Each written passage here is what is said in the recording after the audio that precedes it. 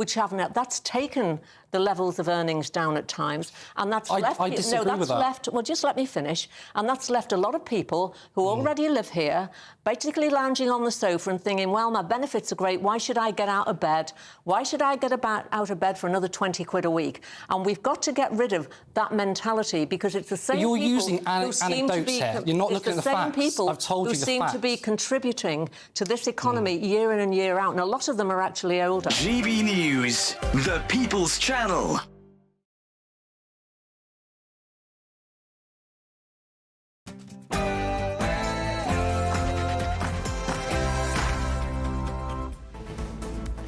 good afternoon, Britain. It's 1 o'clock on Wednesday, the 18th of June. I'm Emily Carver. And I'm Tom Harwood.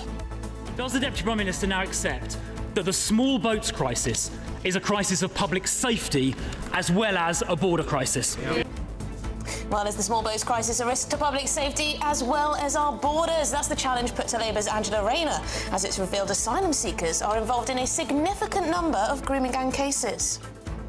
And that small boats crisis worsens. Both British and French authorities are bracing themselves today for a huge surge, largely thanks to the weather. With nearly 17,000 arrivals already this year, could the total hit 20,000 just this week? Well, it's a bit windy in the channel today, but already the small boats are still coming. 4 boats so far, around about 250 migrants to that 17,000 total. Elsewhere, President Trump warns Iran's supreme leader that he's an easy target, but says the United States won't strike for now, should the West back Israel. And yesterday, Parliament voted to decriminalise abortion up to birth. Well, tomorrow the Commons will vote again on assisted dying. Now, there's a question being raised by some. Does Labour risk becoming the party of death? And there's fresh pressure on ministers as data shows foreign nationals are behind a quarter of sex assault convictions. Is it time to publish offender nationality stats? Elsewhere, the Princess of Wales has pulled out of attending Royal Ascot at the very last minute as she continues to find the right balance after her cancer diagnosis. And if you hadn't noticed, there's a heat wave on the way with temperatures set to reach 30 degrees and beyond. We're live on the beach in Scarborough.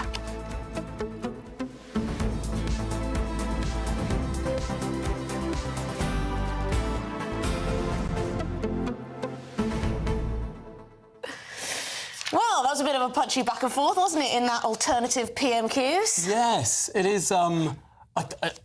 It was, I think, predictable, given that it was the Shadow Home Secretary. We knew that these were the two topics that would go on. And for the first 3 questions, Angela Rayner absolutely had her scripted answers.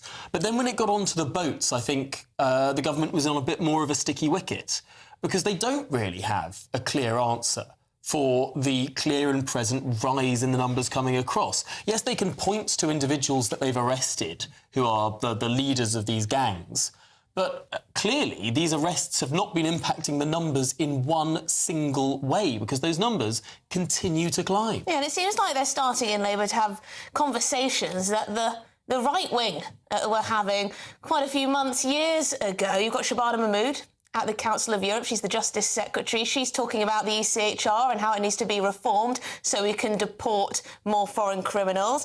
You've got Keir Starmer saying that perhaps we should dock visas from countries who won't take back their illegal migrants. I mean, what's next? I mean, it is extraordinary to see sort of the political sands shift on this issue. I think you can really sense that the government feels uneasy because they can sense what the public mood on this issue is. The question is, will they follow through with their rhetoric? Because it's all very well and good. It's easy to say, oh, yes, we should reform the ECHR. I mean, you can find speeches from Tony Blair in the early 2000s saying that. Did it happen? Did it hell? Yeah, well, I remember Suella Braverman talking about an invasion, all well and good, but you've got to have the action to back it up. Otherwise, you look impotent, don't you? Anyway, get your thoughts in gbnews.com/your say is the way to do so. But let's get to the headlines with Tatiana.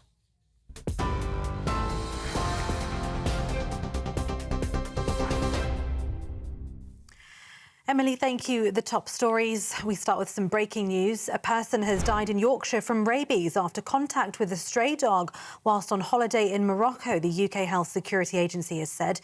The individual was diagnosed in Yorkshire. There's no risk to the wider public in relation to this case, as there's no documented evidence of rabies passing between people. However, as a precautionary measure, health workers and close contacts are being assessed and offered vaccinations when necessary. Deputy Prime Minister Angela Rayner said the UK government has deployed jets to the Middle East for the safety of British nationals and the UK national interest, as she stood in for Sir Keir Starmer today at PMQs. Donald Trump says the US is not going to assassinate Iran's supreme leader, at least for now. The US president earlier called for Iran's unconditional surrender and says he knows where the country's leader is. Iran has said American intervention would be a recipe for all-out war. The US president abruptly left Sir Keir Starmer and allies at a major global summit amid the escalating conflict between Israel and Iran. Prime Minister Sir Keir Starmer said nothing he'd heard from the US president suggested Washington was poised to get involved as Western leaders continue to press for de-escalation between the two nations. In a post on Truth Social, the president said he doesn't want to shoot missiles at civilians or involve American soldiers, but said that US patience is wearing thin. Shadow Defence Secretary James Cartledge says the government supports the US in its decision to take decisive action if need be. Deputy Prime Minister Angela Rayner told the House of Commons that Britain wants to work towards de-escalation. If President Trump does do this, that today's Labour government will not blindly follow the US into war again. Deputy Prime Minister. Well, Mr Speaker, the one thing I will say is we agree with President Trump that Iran must never have nuclear weapons. But we've been consistent in urging Iran to engage in the diplomatic process and work with the United States, and we continue to support that diplomatic approach. The conflict between the two nations has now entered a sixth day. Israel saying this morning it's begun a wave of attacks in the Tehran area. Israel's claimed to have hit Iranian nuclear and missile sites overnight, reportedly hitting the Hojir centrifuge site. Iran's nuclear chief has since claimed the situation of their nuclear facility is good. Iran launched its own attack on Israel, with sirens sounding twice overnight. Israel claims Iran is trying to make nuclear bombs, but Iran has disputed the Israeli claims and said the site is just used for missile production.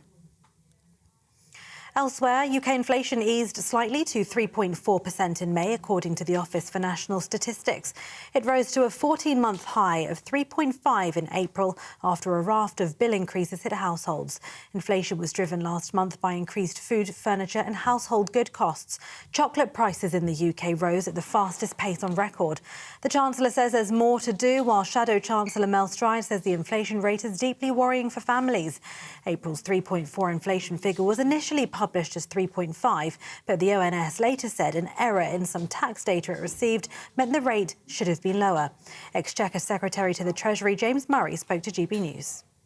Inflation is broadly stable, and this underlines the importance of the decisions the government has taken to stabilise the public finances, to get inflation under control after the double-digit inflation we saw under the previous government. But we know there's more to do, and our number one mission is to put more money in the pockets of working people. And that's why at the spending review last week, we extended the £3 cap on bus fares. We've extended free school meals to a further 500,000 children.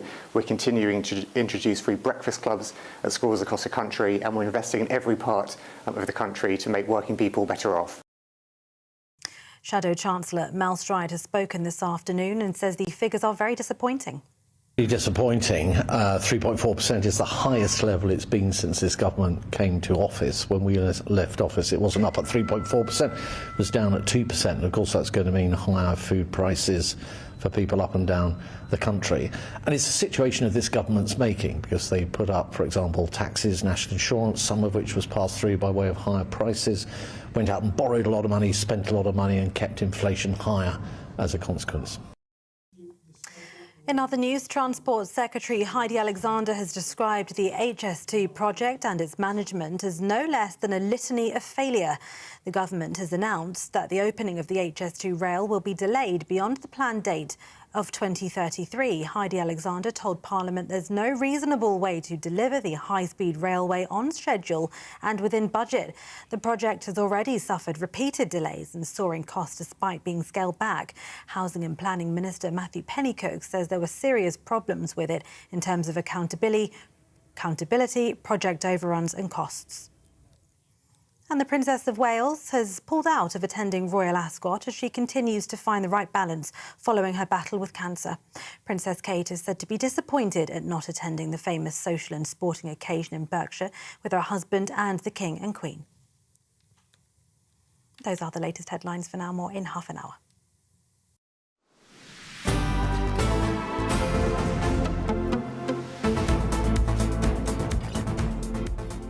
Good afternoon. Britain is 9 minutes past 1. Now, British and French authorities are braced for a massive surge in small boat arrivals today, with largely good weather in the Channel over the next fortnight. Yes, a senior maritime source called a string of so-called red days might easily see several thousand migrants making the illegal journey. Well, it could take the number of small boat migrants so far this year to more than 20,000 over just the next few days. Let's get the lowdown with our Home and Security editor, Mark White. Mark, what's it looking like? Yeah, we should just add not over the next few days, over the next fortnight is when that number could top 20,000, according to my source, because of the fact that we've got so many days of pretty much flat calm conditions over the next 2 weeks in the Channel. So a very significant number. Say we just touched 17,000 yesterday, and already today more small boats have crossed the Channel. And surprisingly, because out of these this fortnight of red days, today is a bit windy in the Channel, so not ideal conditions, but we're told that already 4 small boats have made it to UK waters. About 250 small boat migrants have crossed today already. So having just crossed 17,000 late yesterday, we're already at 17,250. So you can see in the coming days how things are going to tick up. And that's why, of course, following that admission by Sir Keir Starmer yesterday, the statement of the obvious, really, that the situation in the Channel is deteriorating. That was a key plank of what the Shadow Home Secretary Chris Philp went on in PMQs this afternoon with the Deputy Prime Minister trying to bat off his attacks. Got quite heated. Take a look at this. He was the man at the heart of the Home Office when immigration soared, we lost control of our borders and spent £700 million of taxpayers' money on persuading just 4 volunteers to be removed from Rwanda. I take no lectures. If she wants to find out who's lost control of our borders, I suggest she looks to her immediate right. So far this year, 2025 has been the worst year in history for illegal immigrants crossing the Channel. That is on her watch. That is down to her government. They lost control of our borders. We're getting control of our borders. He needs to apologise. I don't see how she has the brass neck to claim she's got it under control. When the numbers crossing the Channel this year are the highest in history. Down deer was required there for both of those particular MPs. You're looking at shots from yesterday that were captured on the beach at Gravelines, which is just near Dunkirk, and that signals the start of a more robust response from the French police. They've been firing tear gas quite regularly at the migrants. Here they're firing tear gas at migrants who are hiding in the dunes. Hundreds of them waiting to dash down to the beach to get on one of the small boats called taxi boats. Called taxi boats because they actually come out of a river further up where the police are not in any great numbers, and then they come down the coast, they hover just offshore, and you can see exactly what's happened there. Even though the police were firing tear gas at them, they've just dispersed. They're in the water, and the police have just given up. They're just standing by and just watching them as they wade out to get that taxi boat. And these scenes are just extraordinary. There are so many trying to pile onto this particular small boat that actually they're almost tipping the boat up at one point because there are so many of them as others wade out towards that taxi boat. Now, we're told that next month the small patrol boat there will be involved in more robust measures to push the migrants back. So they'll use rigid inflatables to get in to try to push these migrant boats back to the beach. But you can see how potentially hazardous that's going to be. And also, if there are women and children on the boat, we don't think that this tactic is going to be used. So what do you think is going to happen now with the people smugglers who are always one step ahead of the authorities? They're going to ensure that in every small boat there is at least a couple of women and a couple of children. Yeah, absolutely. Absolutely, Mark. I just wonder, what's the point of tear gassing migrants in northern France if the authorities in France aren't going to apprehend them for being in their country illegally? I mean, is it just to slow them down? I mean, eventually they'll find their way back to the coast, won't they? It's modus operandi of the French police and many other forces on the continent. You never see the UK police here tear gassing protesters, but that's what they do in the continent all the time. It's a key tool that they use to disperse and scatter people. Their aim was clearly, or their hope must have been, that the migrants would have just disappeared from the dunes way back where they came from. But of course, they're not going to do that. They've paid thousands of euros to get on the small boats. So they're just running a bit further down the beach into the water and then wading up to the small boat as it comes. And it waits offshore for them, knowing that once the people are in the water, once the boat is offshore, for the time being at least, the French are not going to intervene. I mean, what is extraordinary about all of these pictures? Because these are high-quality pictures. These are not pictures that are taken from a satellite or a drone.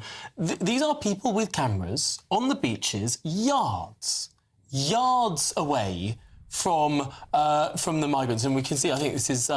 these are the police rather than the migrants, aren't they, that we're seeing running here? But then we see the boat. And when we see the boat, just a short way out to shore, with all of those people, I mean, it does not seem like it is beyond the wit of man to drag that boat back. And yet you see all of these police officers who simply refuse to do so. I mean, it's incredibly strange, despite all of the protestation from the government, the announcement of the government that they've persuaded the French to wade in and pull that boat back. Look how close we are. Look how close this camera is to all of these migrants climbing on board that boat. And presumably the French police are that close too. Why can't they just drag it back? Well, they're not that close. You can see them. They're standing, not getting their feet wet on the beach, just watching this.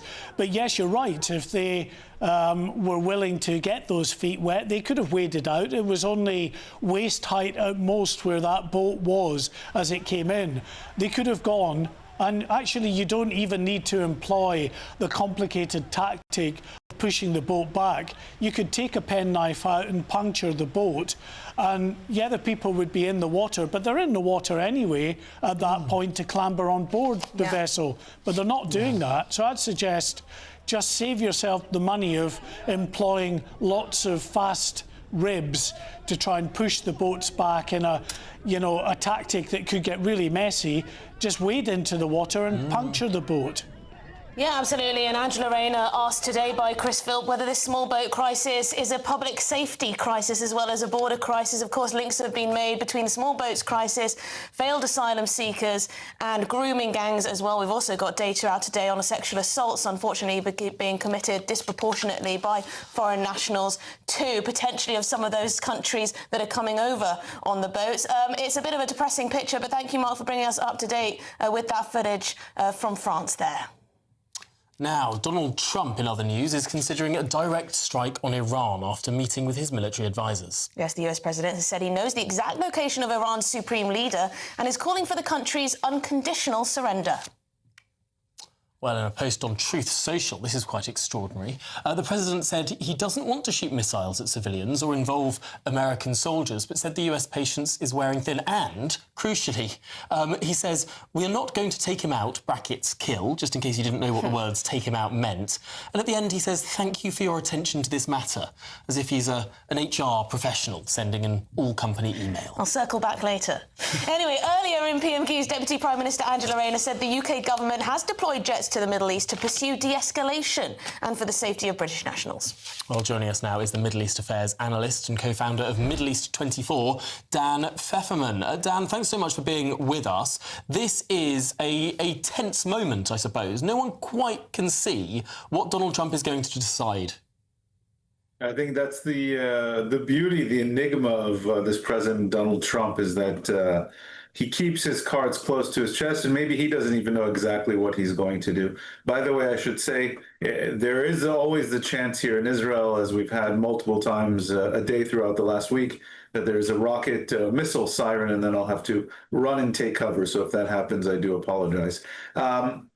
It's clear a few things. First of all, President Trump, and I think much of the American public understands that Iran is the threat to international security and stability, not just to mention to American and Western allies in the Middle East, but to the West itself. Iran has been marching towards a nuclear weapons program with the missile capability. By the way, these same missiles that have been falling on Israel, including very near my home this week, are missiles that can reach the UK, are missiles that can reach much of Europe. So on the one hand, President Trump understands very clearly that Iran cannot be allowed to have this weapon. I think he also understands very clearly that the best way to achieve this is not via war, but rather through Iran agreeing to dismantle and give up all pretensions of having the ability to achieve a nuclear weapons capacity on its soil. And so if he can achieve this through diplomacy, that's fantastic, and he gave it the 60 days to which the Iranians foot-dragged and refused to come to the table. On the other hand, he sort of, it seems from his perspective, maybe unleashed the Israeli bad cop in his good cop routine. And he can now, with much, much stronger leverage on the Iranians, the leadership is, most of the military leadership and the senior nuclear scientists have been taken out in Israeli airstrikes. Significant portions of Iran's nuclear program, but especially its ballistic missile program, have been taken out. So he's got quite a lot of leverage on the Iranians to now get them back to the table. And of course, the American threat is the biggest threat in the toolbox, so to speak. Yeah, because this is the question, isn't it, really? I mean, the United States considers Iran pretty much an enemy, I would say. I think that's pretty sure. So are they relying on Israel to do their dirty work here? I believe so, and I think this works very well because he did campaign on a strategy or on an ethos, really, of America first. And that doesn't mean, and also of ending wars in general, and certainly ending America's involvement in wars that don't directly impact the United States. So if he can get, from his perspective, an ally, Israel in this case, to do the dirty work that the US, the UK, any civilized nation should want to see Iran's nuclear program dismantled and its ballistic missile capability downgraded severely. If you can get Israel to do this dirty work and then come in and orchestrate a diplomatic solution with Iran, with the leverage on Iran, I think that's a win-win from his perspective. He gets to keep the United States military out of what he would consider maybe an unnecessary foreign war. The threat of America coming in with B-52 bombers and saying things like, we know where you are, to Supreme Leader Khamenei, are ultimate threats. But Israel has extracted quite a serious price over Iran this last week that nobody was expecting to be this severe, this advanced, and this fast-paced. And so he can leverage that to achieve then what diplomacy couldn't achieve just a week ago. Yeah. Well, it'll be fascinating to watch how this all folds out. But Dan Pfefferman, thanks indeed for joining us, and do stay safe. Yeah, we're going to be debating next hour whether the West should back Israel in this fight, whether that involves military intervention or just rhetoric. It could be a bit of a spicy one. I know there are two very different views, aren't there, on Absolutely. this, within MAGA as well. Yeah, well, that's certainly true, although the polling suggests that one is more niche and more online than the other. Interesting. Guess which one that is. Yeah. Well, we're counting down to your best summer so far, with £54,321 in tax-free cash to be won. It's the greatest cash giveaway that we've ever done. It's the largest one, and it could all be yours tax-free. Here are the details. It's our biggest cash prize to date, and you could win it. £54,321 in totally tax-free cash could make your year the best yet. How would you react if you got that winning call? Oh my God, I'm going to cry. Do you know what? I've never won anything like this in my life. Oh my God, this is amazing. Thank you. You weren't expecting to get that call today, were you? No, I wasn't. £54,321 could make you our biggest cash winner to date. For a chance to win £54,321 cash, text cash to 63225. One entry costs £2.50 plus one standard network rate message, or text bonus to 63225. 5 entries cost £5 plus one standard network rate message. Go to gbnews.com/win. Entries start at £2.50. Call 0903 686 3232. Calls cost £2.50 plus your network access charge, or post your name and number to GB14 PO Box 8690 Derby DE1 9TT. UK only. Entrance must be 18 or over. Lines close at 4 p.m. on the 1st of August. Please check the closing time if listening or watching on demand. Good luck.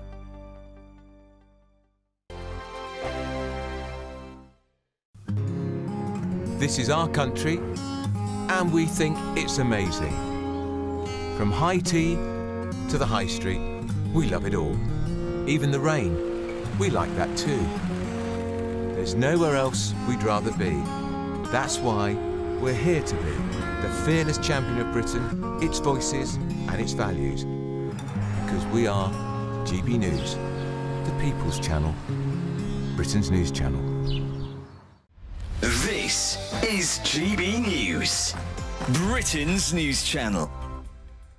On this day, 4 years ago, GB News was born, launching our first live broadcast on June the 13th, 2021. Let's take a look back at some of our earlier memories. If you've just switched on, a very warm welcome to you. I am Alistair Stewart, and until 3 p.m. this afternoon, I'll be keeping you company, along with friends and, I hope, friendly guests. I hope you'd agree that we've had a strong hour of debate and discussion so far, but there's lots more still to come. GB News is all about you, our viewers. Any burning questions or stories that you think we need to cover, no matter how big or small, we really do want to hear from you. Well, we can now speak with former GB News presenter Alistair Stewart. Alistair, thank you so much for joining me. Thinking back to 4 years ago, what did you think the channel's prospects were? Did you think it would be a success? I did. Thank you so much for having me on, and a very happy birthday to you, one of the many brilliant faces, as we call it in the trade, presenting programmes, but also to the absolutely wonderful team of technicians that you've got behind you, making sure that this all gets on air very smoothly. And we've not only hung on in there, but we've now got GB News Radio as well. Online, we're huge. We get quite good numbers on viewing, very, very good numbers on listening, well ahead some of the other competitors. I do remember when Murdoch launched Talk, there were quite a few people in the newsroom who were nervous, not because they were so good, but because Murdoch had so much more money than we did. We've seen them off. They're virtually dead in the water now, and we are thriving, celebrating 4 years of triumphal and brilliant journalism. GB News, the People's Channel.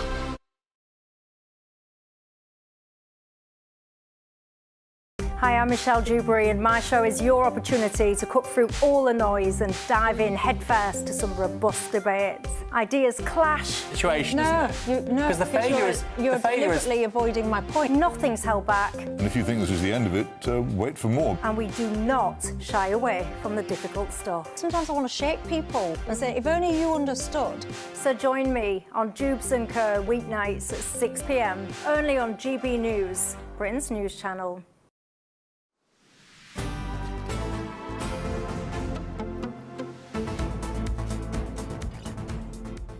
Good afternoon, Britain. It's 28 minutes past 1. Now, members of Parliament last night voted in favour of decriminalising abortion in England and Wales right up until birth, marking the most significant shift in reproductive rights in nearly 60 years. Yeah, I think this is pretty radical. Critics say the move is too extreme, allowing terminations at any stage without doctor approval. So are major bills like these ones, you've got the assisted dying bill as well, being rushed through Parliament without enough scrutiny? And frankly, does Labour risk becoming the party of death in the eyes of some voters, at least?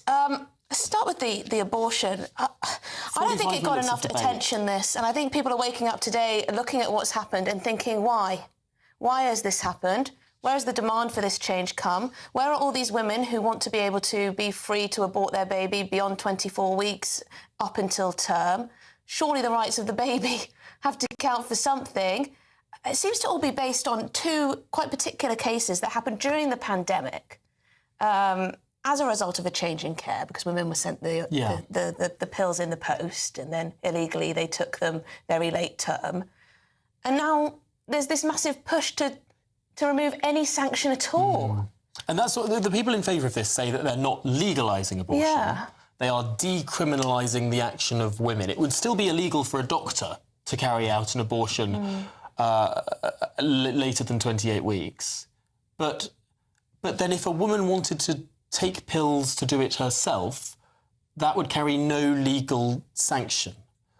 Also, it's a very traumatic thing for a woman to do. Yeah. And by essentially saying it's OK, which was what decriminalising something is, that you won't face any sanction, I think you're putting women at risk as well. Because, I don't want to get too gory, it's a pretty traumatic thing to have to essentially birth a baby beyond that time, you know? It's just appalling, and I think people hadn't really thought about this. I think there are some women in Parliament who think that this is a feminist issue, being able to abort your baby up to term. And I, for one, just don't see it that way. I just don't see it that way. I'm sorry, a baby has rights too. There are obviously some extreme circumstances where perhaps this should be allowed, but... But the thing is, there were already exemptions where if the mother's health was at risk, if something was really wrong with the baby, then you could legally do this already. I don't see what problem this is solving. You're absolutely right. Well, joining us now is the director of the Good Counsel Network, Claire McCullough. Claire, you're just listening to our discussion there. I think a lot of people are quite shocked by the decision that was made by our parliamentarians yesterday. Yes, I mean, I'm shocked, and I think that lots of women I've spoken to are quite shocked about it. I think, as you say, it's seen as a feminist issue, and a lot of men don't want to be seen as voting against it, but very little thought has been put into this. And honestly, I don't think they've really thought too much about the kind of women who are having late-term abortions, what happens to them that causes them to have late-term abortions, and how this is going to affect them. Because I've been working in crisis pregnancy centres for the last 27 years, and basically we see lots of women who can't wait to get past the 6-month limit because other people who are pressuring them to have an abortion will have to stop at that point. But now they'll have nowhere to hide. So I think there's a lot of implications of this that haven't been thought through. Claire, what do you make of the case of the campaigners for this change, who say that for a lot of women who didn't actually abort their babies, they list some of these examples of women who very sadly had stillbirths and then were investigated by the police because the police suspected they might have aborted their baby. Now, clearly, something was going wrong there, and that's incredibly traumatic for women. And that's almost nothing to do with abortion, but because of the law as it was structured, it did seem like that was a large part of the debate yesterday. I mean, I think, you know, without dismissing the women this has happened to, this whole idea is quite nonsensical. For 50 years following the Abortion Act, there were 6 women prosecuted for having an illegal abortion. Since 2022, there have been another 6. Why is that? Why has the numbers increased so much? I mean, it's still only a tiny number of people, actually. But why? Because the abortion centres have themselves become so uninterested in monitoring what's happening to women. They're giving the pill over the phone after a few moments of consultation. Doctors are not seeing these women. And so the reason that a woman can have an abortion at 32 weeks, you know, who says she did not know how far along she was, is because she's not being properly monitored by the people providing the abortion pill to her. And they're the people who are putting women at risk, and they're hiding behind this bill, saying it's about decriminalising women. You know, it's all about women. It's not about taking away regulations. But it's exactly to protect abortion providers when they do things like that, hand over pills to a woman who's 32 weeks pregnant that are appropriate for a woman at 10 weeks pregnant under the medical guidance. Yeah, that's a really good point. About protecting them. That's a really good point. We're going to have to leave it there, but really appreciate you coming on. Claire McCullough, Director of the Good Counsel Network. And I think a wider question just to leave you with before we head to the break is that question of whether there is a problem of morality in our Parliament. Are our politicians very different from the public opinion that's out there? 1% of people want abortion to be available up to term, yet our politicians have voted for something that's very similar to that. It seems very strange, very strange. And of course, there's been huge amounts of criticism over the assisted dying bill and whether there are checks and balances in that as well. Let us know. Get your thoughts in. Yeah, I think it's really sad, given that we haven't had a big debate over... We had a very settled opinion on abortion. We haven't been like the United States of America. This hasn't been a hot-button political issue. But given the changes in the law, I fear it might. Yeah, it might be now. This is Good Afternoon Britain on GB News, and there's plenty more coming up on today's programme, including calls grow for the government to publish that full nationality figures after new stats show that over a quarter of sex assault convictions involve foreign nationals. Plus, a new study has revealed using artificial intelligence makes us more stupid. Or is that stupider? We'll have the details after your news.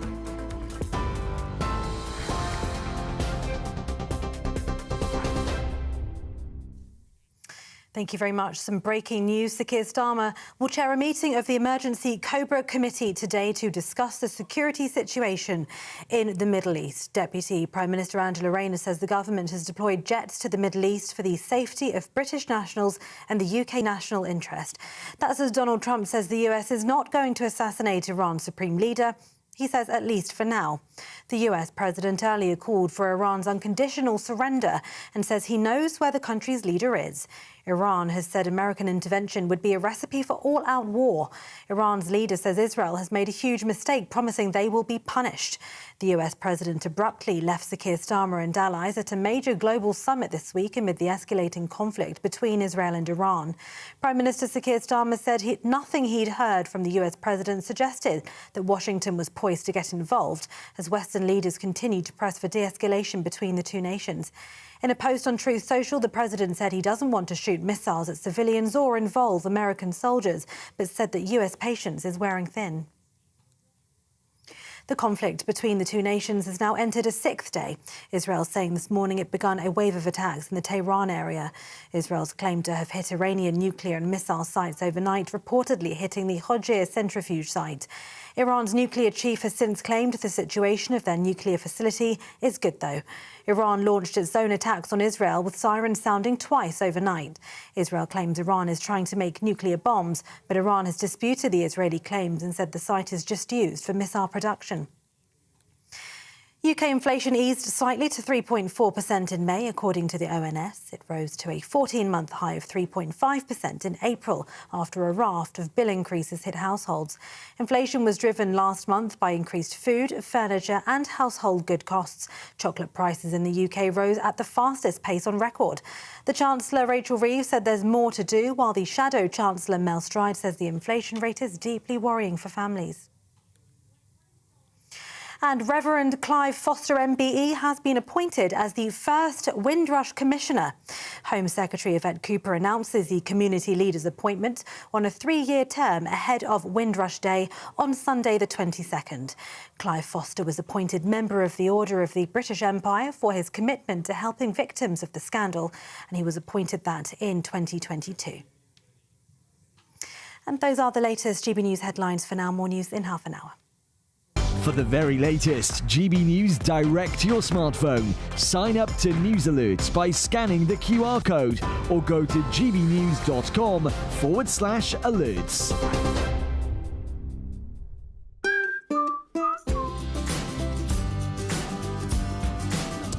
My Claim Group sponsors the GB News Finance Report. And here's a quick snapshot of today's markets. The pound will buy you $1.3459 and €1.1693. The price of gold is £2,514.59 per ounce, and the FTSE 100 is at 8,846 points. My Claim Group sponsors the GB News Finance Report.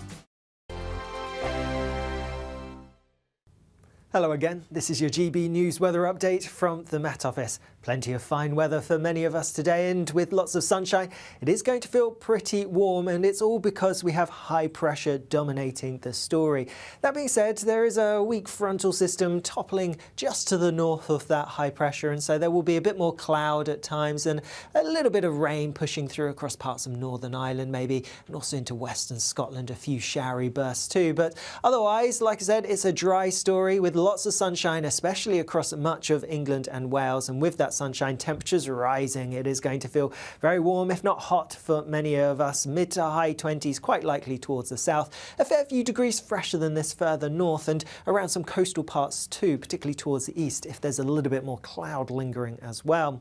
As we go into this evening, still a couple of showers continuing across some parts of northern Scotland, and then towards western Scotland, some thicker cloud as that weak front that I mentioned pushes its way in. That front will be clearing away from Northern Ireland, but staying quite cloudy for many as we go through the end of the day here. Meanwhile, for England and Wales, for many places away from the far north, well, lots of late sunshine to look forward to. A fine evening ahead. A bit of a north-south split as we go overnight, cloudier towards the north, but even here I am expecting some breaks to develop and just a few spots of rain perhaps towards the Outer Hebrides. Otherwise, for England, Wales and later on Northern Ireland, lots of clear skies, but it's not going to turn particularly chilly. In fact, it's going to be a pretty warm night for many of us, mid to high teens in some places towards the south. And then tomorrow, still some cloud across parts of Scotland, a swathe of cloud pushing its way northwards and a bit of rain affecting some far western parts. Away from this though, again, lots of sunshine on offer, and with that sunshine, temperatures are likely to get even higher than today. In fact, tomorrow looks set to be the first day that we're going to exceed 30 Celsius in the UK this year.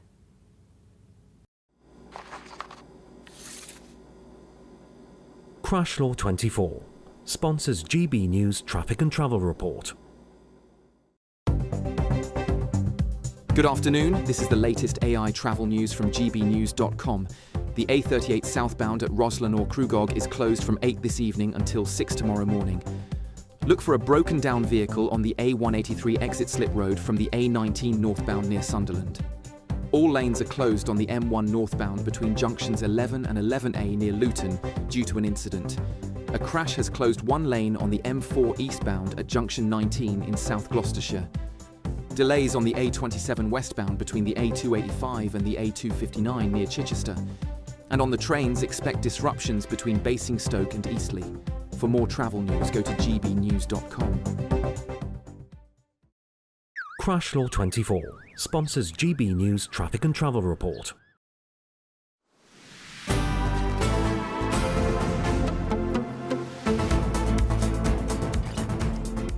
Good afternoon, Britain. It's 20 minutes to 2. Now, more than a quarter of sexual assaults on women in Britain last year were committed by foreign nationals. That's according to official figures. Yes, so 8% of offences were by people of unknown nationality, likely including more foreign nationals. So the proportion could be higher. And in case you hadn't noticed, the proportion of people living in this country who are foreign nationals is substantially less than 1/4. Well, this comes days after Baroness Casey accused authorities of covering up grooming gang data to avoid racism claims. And she also said that a number of live police investigations involve failed asylum seekers or foreign nationals in these grooming gang cases. Well, migrant crime statistics say that 26% of sex assaults by foreigners, 21.5% of rapes are by non-UK nationals as well. The top offenders: India, Romania and Pakistan.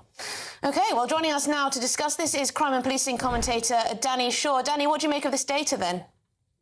Well, I think, first of all, it's really good that we have this data. I absolutely applaud Baroness Casey for saying that we need to see ethnicity data in terms of child sexual exploitation.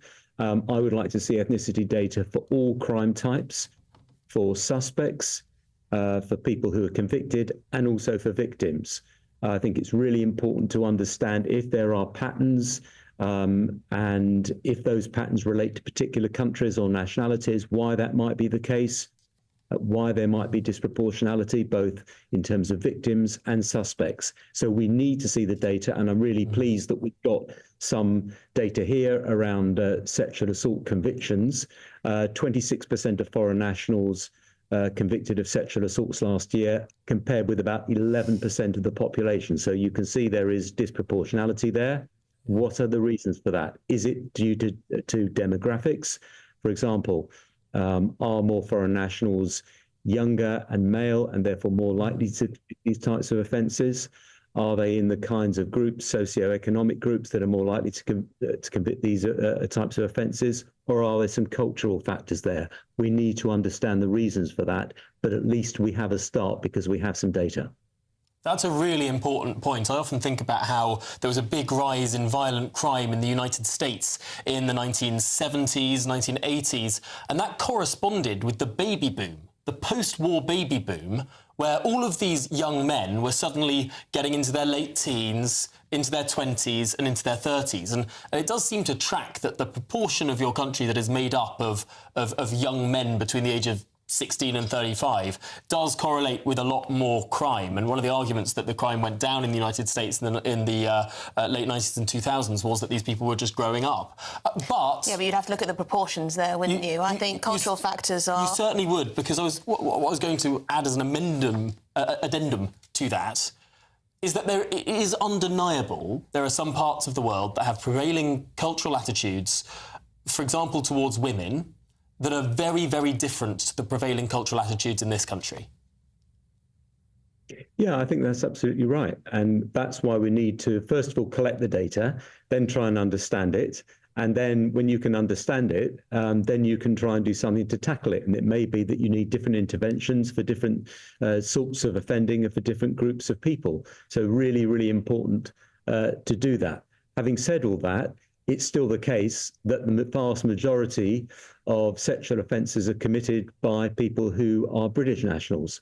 What we also don't know, and this is pointed out, I think, in the report, is that some of the foreign nationals may have dual British citizenship as well. So you have to remember that too.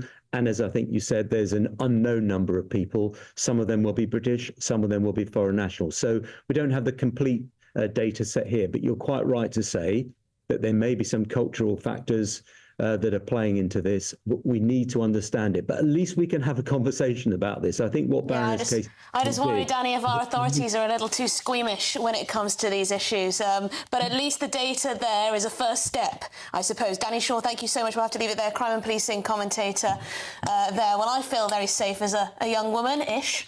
Young-ish. Very young. But perhaps you'd like to travel away this summer. I don't know what the crime statistics are in various countries. Perhaps we should provide a map for that too. But the best we can do for you for now is the weather. Can't wait to get in that sea. Lovely and warm. Just like the feeling of having great travel insurance. All Clear Travel Insurance sponsors GB News Travel Destinations Forecast. The heat wave across Portugal, Spain and France is going to continue to build for the next couple of days. We're looking at temperatures in the mid to high 30s, possibly 40 Celsius for a few places. And with that heat, there's a risk of some hefty showers across Portugal and Spain. Some thundery downpours are possible. A few showers also possible further east, affecting Italy and into Greece and Turkey. But actually, through the outlook period, as we go towards the weekend, it's looking largely sunny for many and staying pretty hot. All Clear Travel Insurance sponsors GB News Travel Destinations Forecast. Welcome back to Britain's Newsroom with Andrew and Beth. Hello everyone, Patrick Christie's here. I'm Michelle Duke, Britain's News Channel. Access the stories that matter to you. Take the GB News family with you on any device. And as long as you have an internet connection, tune in to GB News anywhere on the planet or beyond. GB News, the People's Channel, Britain's news channel. Mornings don't have to be tiresome, especially if you have the right company. Wake up to news as it happens, opinion and debate, and of course, a little bit of entertainment too. Because when the kettle's on, we're on. That's Breakfast on GB News, a show worth waking up for. Every morning from 6 a.m. Only on the People's Channel, Britain's news channel. We'll spread the news, you spread the word. From the school run to the home run, watch a new show for all of Britain. He can say whatever he wants. A straight talking show where all voices are heard. And, you know, when are we going to stop talking about smashing the gangs and actually do it? With the stories that matter from every part of our country. There's a bit of a crash landing there for your Chancellor. Bold, fearless and standing up for you. That's me, Martin Daubney, 3 p.m. till 6 p.m, weekdays, here only on GB News. The People's Channel, Britain's news channel. Westminster's full of talk, but out here, it's the real world. Am I allowed to talk then? No, that's it. This is where it matters, real people and real lives. That's what politics is all about. The fact has Trump made a good start? No. Straight answers, no spin, and just a couple of pints. How many fingers have I got up? About 10. So join me for Lee Anderson's Real World every Friday at 7 p.m, only on GB News. The People's Channel, Britain's news channel. At GB News, we love to hear from you, our viewers and listeners. So drop us a line at gbnews.com/your say. There, you can talk to each other and also to the presenters live on air.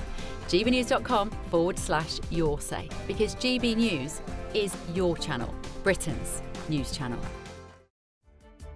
What is the state of our economy? What is the state of our National Health Service? What is the state of our schools? What on earth is going on? Understanding Britain means understanding the state we are in. This is State of the Nation with me, Matt Goodwin, Wednesdays, Thursdays and Fridays from 8 p.m. on GB News. Join me, Nana Akwe, for an informative, interactive news programme with a difference. It's fun. No, he didn't say that, Dave. I'm so surprised. I think there's an element of truth to that. Join me from 3 p.m. every weekend, only on GB News, Britain's news channel.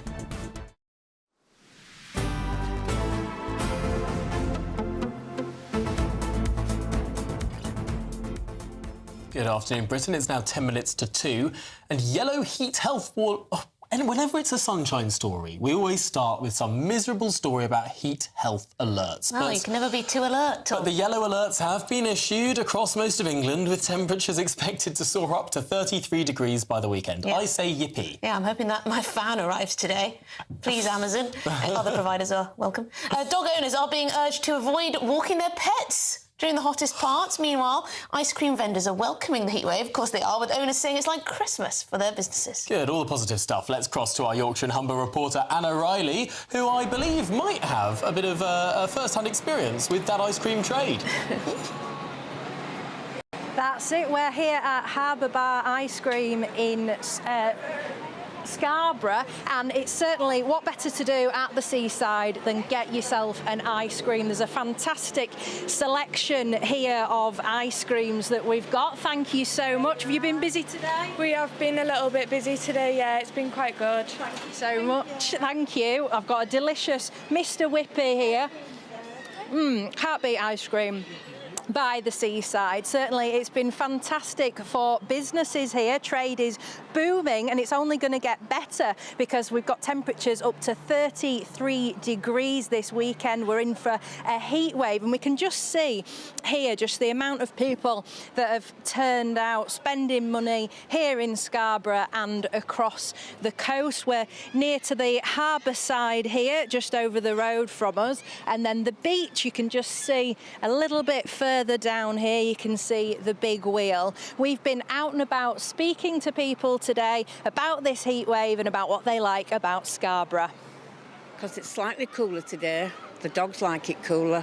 I like it cooler. And I come to Scarborough because it's nice and flat. It's easier for disabled people to get about. So we're staying in Filey, so we wanted to come somewhere a bit more family friendly, that's got good entertainment for the kids, obviously the beach and fish and chips as well. Hot weather's always good. We've got a week off work and we've come to enjoy the beach. What is it you like about Scarborough? Fish and chips, yeah. Fish and chips. Wonderful. I love it. Absolutely love it. I'm not very happy with the heat wave. What will you be doing? Finding somewhere cool. mixture of opinion there on people enjoying this heat wave. Some saying they're going to be staying out of the sun, some saying they're going to be lapping it up when it gets hot, hot, hot. Certainly when you're by the coast as well, you do get that breeze, so it isn't as warm as in other areas. It's the east of England that's expected to have the highest temperatures, and it was in 1978 that the temperatures reached over 35 degrees. So could we get that at the weekend? Let's see. But certainly people here in Scarborough loving this weather. There's lots of pirate boat trips that have been going on. We can see another one happening there, gentlemen waving at us there. Yeah, it's just fantastic for business, fantastic to see families out and about, mixture of ages, coming and enjoying the sunshine here in Scarborough. And now I'm going to enjoy my ice cream. Oh yes, Absolutely. Anna, do enjoy it. It's looking good. I want a Mr. Whipping. Thanks, very Anna. jealous. And Riley there in Scarborough, which is fantastic. Yeah, it is a bit cooler in some areas of the country, but everyone seems to be having at least dry weather. Absolutely, and much more to come over the course of the next week or two. But do stay with us here on Good Afternoon Britain. We're going to be debating whether the West should back Israel, plus much more to come, including new reports on police. That and more after this.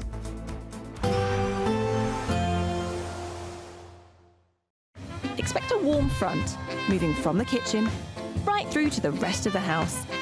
Boxed Boilers, sponsors of weather on GB News. Good afternoon. This is your latest GB News weather update from the Met Office. Now, the heat is going to continue to build as we go through this weekend into the weekend, partly because we have so much sunshine on offer. We have high pressure firmly in control, keeping our weather so settled, although there is a frontal system towards the northwest, and this has brought quite a bit of cloud and will continue to bring a bit more rain across parts of Northern Ireland as we go through the rest of the day. And some of that rain will feed into western parts of Scotland as we go overnight, but it's going to be pretty light, just a bit of drizzly rain perhaps. Otherwise, and across central Scotland, there'll be a fair bit of cloud, but elsewhere it's looking dry with clear skies, though temperatures not dropping a huge amount. Most places holding up in the mid to high teens Celsius. So a pretty warm night, a warm start to the day for many tomorrow. And across northern Scotland through tomorrow, it's actually looking bright. Plenty of sunshine here. Just watch out for a few showers perhaps for Orkney and Shetland. Across more central and particularly western parts of Scotland, cloudier to start with a bit of drizzly rain pushing through. Meanwhile, for Northern Ireland and for much of England and Wales, it's a bright, sunny start. There will be some cloud here and there, particularly perhaps across parts of Lincolnshire into East Anglia, a bit of cloud through the morning, but this should break up as we go through towards lunchtime. And so by the afternoon, while it's looking largely sunny across much of the country, perhaps some high-level cloud turning the sunshine a bit hazy, but generally it is going to be a bright day. Lots of blue skies, and with that sunshine, temperatures are rising. They're going to be a few degrees higher than today, with a good chance that a few places will get into the low 30s Celsius. Through tomorrow evening, there will still be quite a bit of cloud across northern Scotland, a bit of rain towards the far northwest perhaps, and then some showers are going to push into some southwestern parts. Those showers will spread across more western areas as we go through Friday, but otherwise through Friday and also into Saturday, lots of sunshine for many places, and temperatures could be even higher, 32 or 33. A positive outlook through the night will power through to a bright day ahead. Boxed Home Battery Storage, sponsors of weather on GB News. Imagine having an extra £1,000 to spend each week for an entire year. £54,321 in tax-free cash could be yours. Cash to spend however you like. £54,321 in cash could be landing in your bank account this year. For another chance to win £54,321 cash, text cash to 63225. One entry costs £2.50 plus one standard network rate message, or text bonus to 63225. 5 entries cost £5 plus one standard network rate message. Go to gbnews.com/win. Entries start at £2.50. Call 0903 686 3232. Calls cost £2.50 plus your network access charge. Or post your name and number to GB14 PO Box 8690 Derby DE1 9TT. UK only. Entrance must be 18 or over. Lines close at 4 p.m. on the 1st of August. Please check the closing time if listening or watching on demand. In the GB newsroom, we bring you the news as it happens. With our team of dedicated journalists across the UK, we're ready to keep you up to date with what's happening every half an hour, every single day. Bulletins here on GB News. the People's Channel, Britain's news channel. Mornings don't have to be tiresome, especially if you have the right company. Wake up to news as it happens, opinion and debate, and of course, a little bit of entertainment too. Because when the kettle's on, we're on.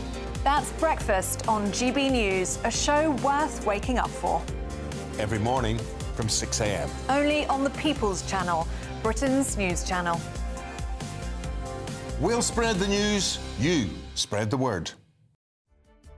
What is the state of our economy? What is the state of our National Health Service? What is the state of our schools? What on earth is going on? Understanding Britain means understanding the state we're in. This is State of the Nation with me, Matt Goodwin, Wednesdays, Thursdays and Fridays from 8 p.m. on GB News. From the school run to the home run, watch a new show for all of Britain. He can say whatever he wants. A straight-talking show where all voices are heard. And, you know, when are we going to stop talking about smashing the gangs and actually do it? With the stories that matter from every part of our country. There's a bit of a crash landing there for your Chancellor. Bold, fearless and standing up for you. That's me, Martin Daubney, 3 p.m. till 6 p.m. weekdays, here only on GB News. The People's Channel, Britain's news channel. At GB News, we love to hear from you, our viewers and listeners. So drop us a line at gbnews.com/your say. There you can talk to each other and also to the presenters live on air. gbnews.com/your say, because GB News is your channel, Britain's news channel.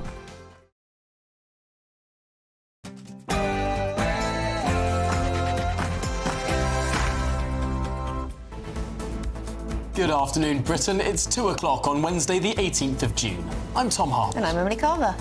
Does the Deputy Prime Minister now accept that the small boats crisis is a crisis of public safety as well as a border crisis? Well, is the small boats crisis that risk to public safety as well as our borders? That's the challenge put to Labour's Angela Rayner as it's revealed that asylum seekers are involved in a significant number of grooming gang cases. UK and French authorities are braced for a huge surge in small boat crossings, with calm weather in the Channel expected to trigger a wave of journeys. Nearly 17,000 arrivals already this year. The total could hit 20,000 in the next 2 weeks. And already today, just shy of 250 small boat migrants have crossed the Channel. That takes us to about 17,300 for the year so far. Meanwhile, President Trump warns Iran's supreme leader he's an easy target, but says the US won't strike for now. Should the rest of the West back Israel? And Fresh MPs threaten to rebel over the planned £5 billion of disability benefit cuts. This is the welfare bill. Is a Labour split looming? And Harry Dunn let down. Yes, police admit they failed his family after a damning report reveals officers put the welfare of the US suspect first in this tragic killing. Are we still protecting the powerful over victims? And yes, there is a heatwave on the way. I think it's already arrived, with temperatures set to reach over 30 degrees. We're live in Scarborough. It's feeling hot, hot, hot. Yes, we're here in Scarborough, speaking to people as they are basking in the sun and enjoying this heat wave that we're going to have at the weekend.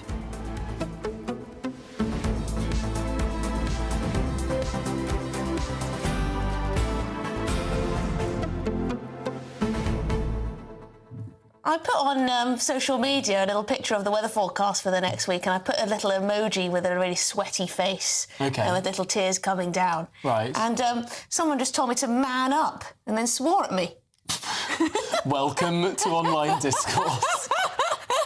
But then a lot of people then chimed in and defended me and said, she's pregnant. You've never been pregnant in this heat. To be honest, you could put the most innocuous thing out on social media. And when I say you, I mean one.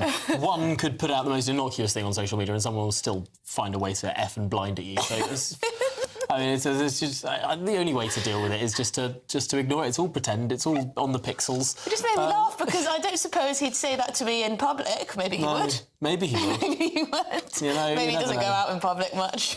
No, he's too busy sitting in his air-conditioned house. That's probably what's going on. That's actually something that I always get irritated by. I know you do. We're supposedly a first world country. Can you name a single other sort of first world city that gets hot, that has as least amount of air conditioning as a city like London has? We just don't get hot that much, though, do we? Yeah. We do, though. Maybe 3-4 weeks. We solidly now have a month every summer where everyone last summer was a bit rubbish. tosses and turns and can't get to sleep because of the heat, and we all put up with it. You know, there's a presumption in the London plan against air conditioning. The Mayor's London plan says if you're building a new building, you shouldn't put air conditioning in it. Oh, well, if it's Sir Sadiq Khan's fault, They don't do that in Paris. They don't do that in Madrid. They don't do that. I mean, you go to any European city and it's most likely there is aircon there. Certainly in America. I've started in, haven't I? I have, yeah. Air conditioning. Anyway, we've got more serious matters to talk about, like, for example, the government's failure to tackle our border crisis in the Channel. It does look as though they are attacking some issues that the horrible right wing used to, or have been doing for years, months, whatever.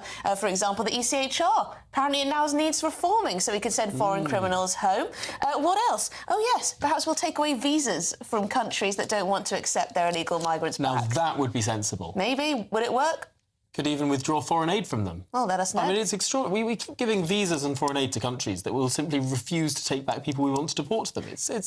Actually, we should say to Pakistan, you're not going to be allowed to come to this country on a visa. We're going to dock those visas unless you take back your foreign criminals. Bish, bash, bosh, done. Would it work?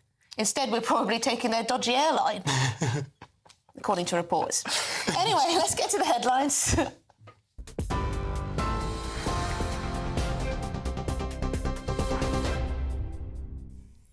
Emily, thank you very much. The top story: Sir Keir Starmer will chair a meeting of the Emergency Cobra Committee today to discuss the security situation in the Middle East. Deputy Prime Minister Angela Rayner says the government has deployed jets to the Middle East for the safety of British nationals and the UK national interest. That's as Donald Trump says the US is not going to assassinate Iran's supreme leader, at least for now. The US president earlier called for Iran's unconditional surrender and says he knows where the country's leader is. Iran has said American intervention would be a recipe for all-out war. Iran's leader says Israel has made a huge mistake, promising they will be punished. The US president abruptly left Sir Keir Starmer and allies at a major global summit this week amid the escalating conflict between Israel and Iran. Prime Minister Sir Keir Starmer said nothing he'd heard from the US president suggested that Washington was poised to get involved, as Western leaders continue to press for de-escalation between the two nations. In a post on Truth Social, the president said he doesn't want to shoot missiles at civilians or involve American soldiers, but said that US patience is wearing thin. Shadow Defence Secretary James Cartledge says the government supports the US in its decision to take decisive action if need be. Deputy Prime Minister Angela Rayner told the House of Commons that Britain wants to work towards de-escalation. If President Trump does do this, that today's Labour government will not blindly follow the US into war again. Deputy Prime Minister. Well, Mr. Speaker, the one thing I will say is we agree with President Trump that Iran must never have nuclear weapons. But we've been consistent in urging Iran to engage in the diplomatic process and work with the United States, and we continue to support that diplomatic approach. The conflict between the two nations has now entered a sixth day. Israel saying this morning it begun a wave of attacks in the Tehran area. Israel's claimed to have hit Iranian nuclear and missile sites overnight, reportedly hitting the Hojir centrifuge site. But Iran's nuclear chief has since claimed the situation of their nuclear facility is good. Iran launched its own attacks on Israel, with sirens sounding twice overnight. Israel claims Iran is trying to make nuclear bombs. However, Iran has disputed the Israeli claims and said the site is just used for missile production. The case against NECAP member Liam O'Hanna has been adjourned until the 20th of August. Mr. O'Hanna was granted unconditional bail today and will appear again in person in August At Westminster Magistrates Court, so Hannah is accused of displaying a flag in support of Iran-backed terror group Hezbollah at a gig last year in London. The band denies the allegations. NECAP described the prosecution as a witch hunt in a post on X last night. In other news, UK inflation eased slightly to 3.4% in May, according to the ONS. It rose to a 14-month high of 3.5% in April, after a raft of bill increases hit households. Inflation was driven last month by increased food, furniture and household good costs. Chocolate prices in the UK rose at the fastest pace on record. The Chancellor says there's more to do.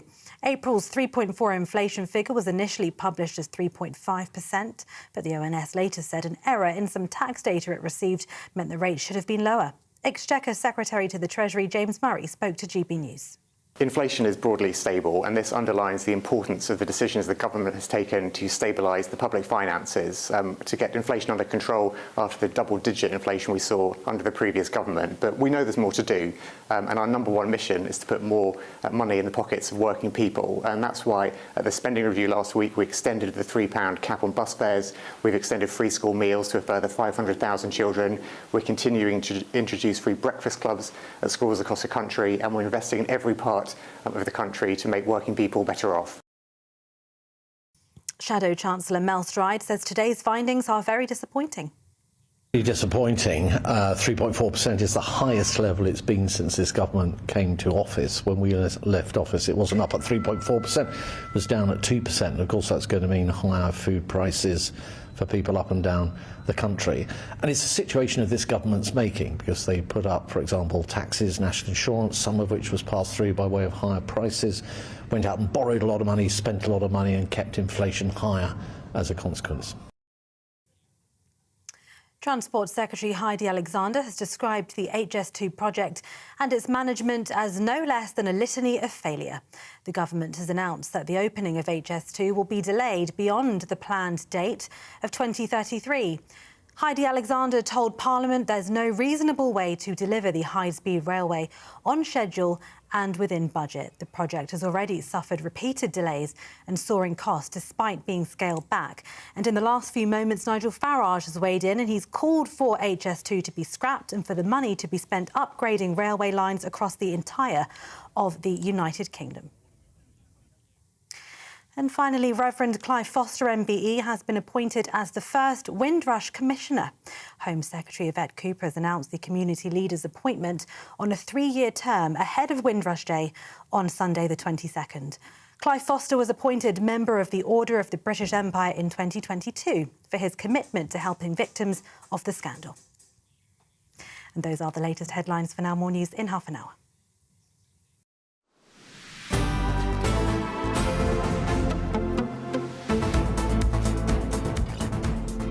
Good afternoon, Britain. Now it's 10 minutes past 2, and British and French authorities are being braced for massive surges in small boat arrivals, with largely good weather in the Channel over the next fortnight. Yes, a senior maritime source has told GB News that a string of so-called red days might easily see several thousand make the illegal journey. Well, it could take the number of small boat migrants so far this year to more than 20,000. Well, Mark White joins us with more. Mark, interested to hear what's going on in the Channel today, but also your thoughts on what the government's been up to on this issue recently. We're hearing that Keir Starmer is considering docking visas from countries that won't take their illegal migrants back. We're also hearing Shabana Mahmood, the Justice Secretary, talking to the Council of Europe about reform to the ECHR. Things seem to be moving in a certain direction. Yeah, no, absolutely. While we show you some images actually from the Channel today, the latest arrivals, 250 odd on a day actually, when out of the next 2 weeks, there is a bit of wind in the Channel, so it's not perfect conditions, but we're at that time of the year where the numbers are going to be fairly substantial every day, and that's why we're really looking at big numbers ahead. And I think that's really what also informed the decision by Sir Keir Starmer yesterday to just park this well-worn mantra of we're smashing the gangs for a bit and acknowledge that the situation in the Channel is deteriorating. How could he say otherwise when we see the numbers? But also this issue you just mentioned in the introduction there about revoking the visas or curtailing the visas that they might offer to certain countries who refuse to cooperate in terms of their citizens who've come here illegally, either to take them back or to stop them coming in the first place. Well, that might be okay for certain countries who really have significant things to lose in terms of the number of people who would normally come here in any given year anyway on a visa. But how does that affect Syria or Iraq or Afghanistan or Iran or any number of countries in Africa where actually there are not that many people in any given year that are coming across here on work or other types of visas? And these are countries anyway that even if we revoke their visa or refuse to grant as many visas in the hope that they'll cooperate, they might do that. But you have a system now that's been well established over a number of years where lawyers are very expert at being able to utilise European human rights laws to ensure that never in a month of Sundays will anybody be sent back to Iran or Syria or Afghanistan or those myriad of African countries we were mentioning there because it's just not deemed to be a safe country under European human rights laws. But Mark, this is where Shabana Mahmood's intervention might help, mightn't it? If she's talking about reforming the ECHR to allow for more foreign criminals to be deported, might that include such countries like Afghanistan, Iraq, Syria, or is that not really possible? It's funny now, isn't it, how topics that were just never before discussed are now actually being put forward by certain people. The Conservative Party has gone on that slower journey, and now we're hearing it from others too. I want to bring you just a taste of what we saw in Prime Minister's questions today, because I think that really gives a key illustration of just how hot things are running. The government knows that this is a big, big issue in the nation. And of course, the Shadow Home Secretary, Chris Philip, was capitalising on that and I think really got under the skin of Angela Rayner. He was the man at the heart of the Home Office when immigration soared, we lost control of our borders and spent £700 million of taxpayers' money on persuading just 4 volunteers to be removed from Rwanda. I take no lectures. If she wants to find out who's lost control of our borders, I suggest she looks to her immediate right. So far this year, 2025 has been the worst year in history for illegal immigrants crossing the Channel. That is on her watch. That is down to her government. They lost control of our borders. We're getting control of our borders. He needs to apologise. I don't see how she has the brass neck to claim she's got it under control. When the numbers crossing the Channel this year are the highest in history. Look, the truth of it is, as we look at the scenes from France yesterday, the government knows it's in for a hot, miserable summer in the Channel as far as the migration crisis is concerned. The numbers are only going in one direction, and they're going in that direction very rapidly. Mark White, thank you as ever, our Home and Security editor there.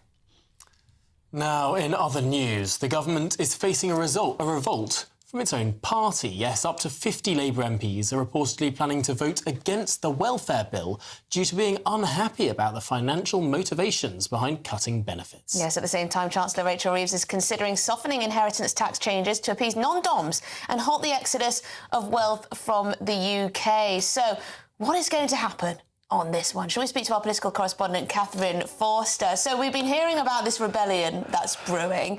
This is all being published today is it not, this welfare bill? And it could see a huge number of Labour MPs say, actually, I'm not going to back you with these cuts to millions of people's benefits. Well, yes, this is not the sort of thing that all those Labour MPs elected last July came into Parliament to do. Now, the vote won't be till early July, but we know that along with the winter fuel allowance that the government has now pretty much almost entirely U-turned on, the cuts to disability benefits are deeply unpopular with Labour MPs. Also in the country, when I was up in Runcorn for the by-election, people just referred to taking money from pensioners, taking money from disabled people. There's plenty of Labour MPs deeply, deeply uncomfortable with it. Now, the government has shifted a little bit. The numbers of potential rebels was over 100 at one point. It's come down to around about 50.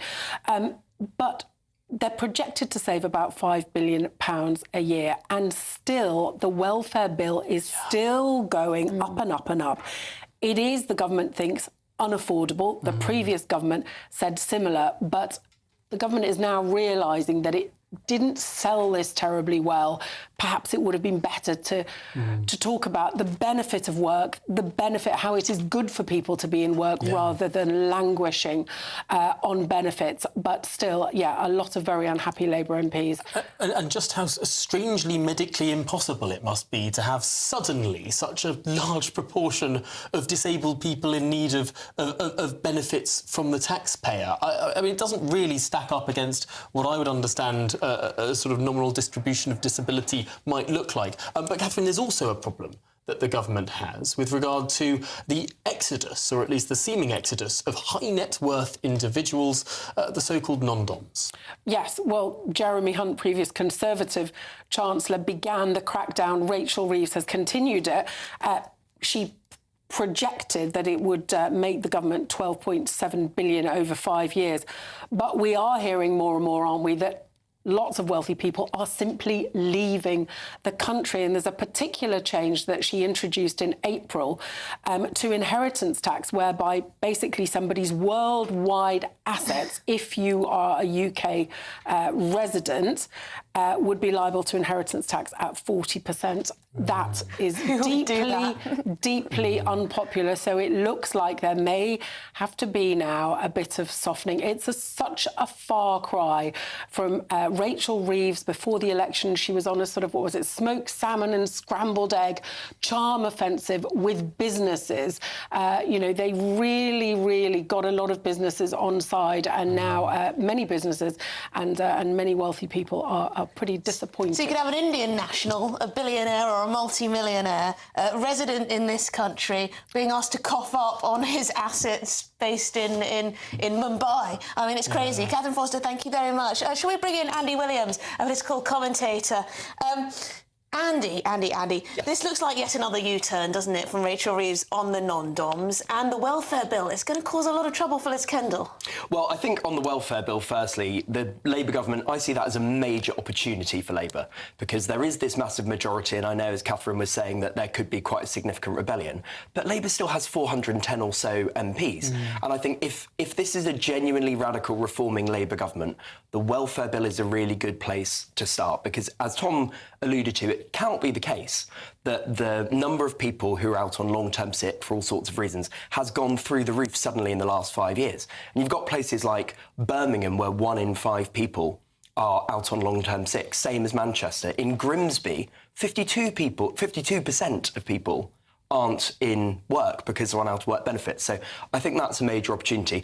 On the non-dom question, I really think Rachel Reeves should U-turn on this, because while there were good reasons to think this might be a revenue raiser for the government, what the reality has shown is that people are leaving in their droves. So estimates show that between 25 and 40% of people, of non-doms, have left or are looking to leave Britain. And why is that a problem? Firstly, it's driving away high-value, highly skilled workers. When people think about non-doms, they might think about multi-billionaires, but lots of non-doms are bankers, admittedly well-paid, wealthy bankers, but bankers, people we need in the economy.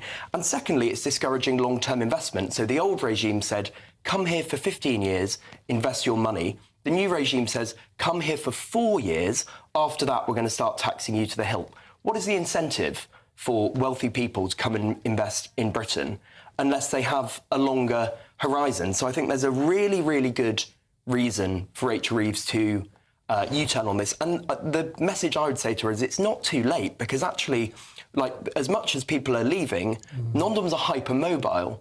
They could come back just as easily. Is there a political risk here?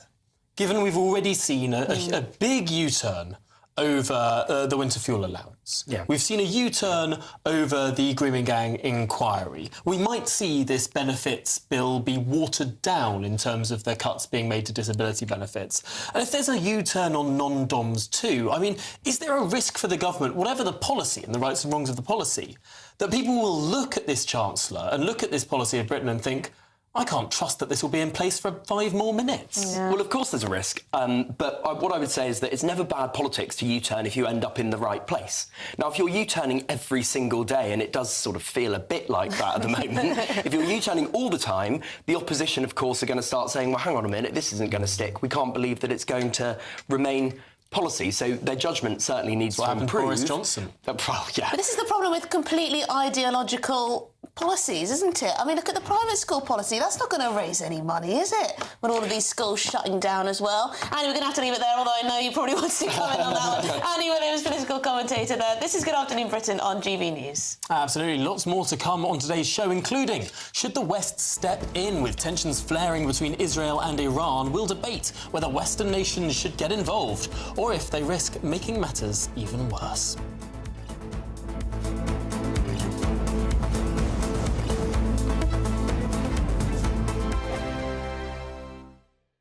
Westminster, the ultimate clique. And you're fighting like rats in a sack. But here on the Camilla Tominey Show, we ask the questions the establishment media is too scared to ask. OK, let me ask you a straight question, because I know you're a straight-talking politician. Whether it's net zero, illegal immigration or law and order, nothing is off limits. You had the power then. Yeah, as I and say, now you've lost it. That's the Camilla Tominey Show, a politics show that's fearless. But no, let me finish my question if you don't mind, because it is my show. Sundays at 9:30, only on GB News, the People's Channel, Britain's news channel. Britain's newsroom, weekday mornings from 9:30. What do you think? Is there personal agendas being pushed in schools by maybe individual teachers, or perhaps it's the ethos of the entire school? I don't think it's not widespread, but there are isolated incidents where, you know, you hear about teachers who have put too much of their own personal opinion into things. And it's actually in the Teaching Standards of England, Part 2, about your professional and personal conduct as well, and also the prevent duty. So I think it's not widespread, but we do hear of cases where teachers have been struck off for this behaviour. So are there quite strict guidelines then, Christine, on what teachers can bring to the classroom? And would you know if a teacher is stepping outside of those boundaries? Yeah, 100%. You, as a head teacher and as a senior management team, you need to look at the curriculum, what's being taught, and that how it's delivered within the classroom as well, because there are strict standards. And if a school is failing in that way, then it's not good at all. Fahima, what might the issues be with this, do you think, from your point of view? If a teacher brings their own ideas about identity politics, let's say, or actually just politics in general, into the classroom, should they be allowed to do that? To be honest, I don't think that teachers actually will bring their own politics into it. I think it's just their style of teaching, regardless of their opinion. I don't think they can rewrite history. It's only about expanding it. And good teaching presents multiple perspectives, especially in a diverse country like Britain. And it doesn't mean it's erasing sort of any sort of content or traditional. It just means that we're just, you know, adding different voices and critical thinking. That's the whole idea about education, is critical thinking and not blind agreement. GB News, the People's Channel. Join me, Nana Akwe, for an informative, interactive news programme with a difference. It's fun. No, he didn't say that, though. I'm so surprised. I think there's an element of truth to that. Join me from 3 p.m. every weekend, only on GB News, Britain's news channel.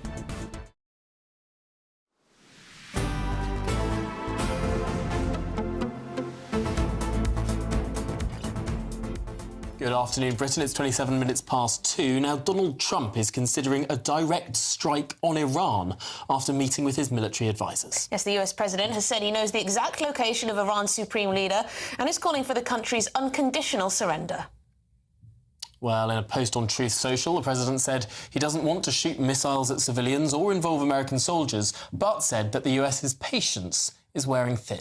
And earlier in PMQs, Deputy Prime Minister Angela Rayner said the UK government has deployed jets to the Middle East to pursue de-escalation and for the safety of British nationals. But should the West be getting involved? Should we use those jets? Should the Americans fire those missiles? Should they back Israel? Well, to debate this, we're joined by Executive Director, Henry Jackson Society, Dr Alan Mendoza, and the broadcaster and political commentator, Fahima Mohammed. Alan, I'll start with you. What position should we be taking in this? Would you welcome the United States getting further involved?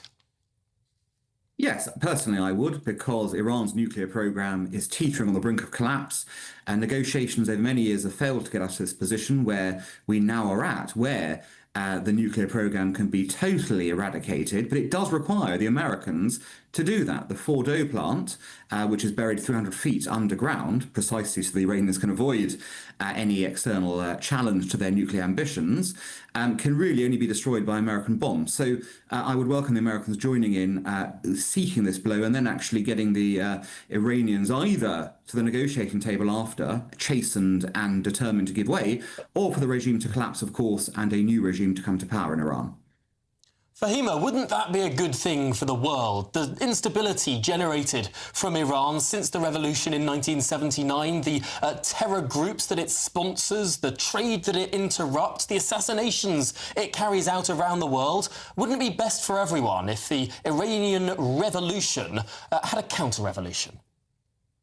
Well, you don't stop oppression in Iran by committing war crimes like in Gaza. So international law doesn't allow bombing civilians, whether you're in Iran or Israel. The ICRC and the UN Human Rights Office both affirm collective punishment is illegal under the Geneva Conventions. You can oppose Iran's regime and still recognize that Israel is violating international law. So it should definitely... Israel says it only targets military and communications infrastructure, areas that are core to the Iranian state rather than civilian areas.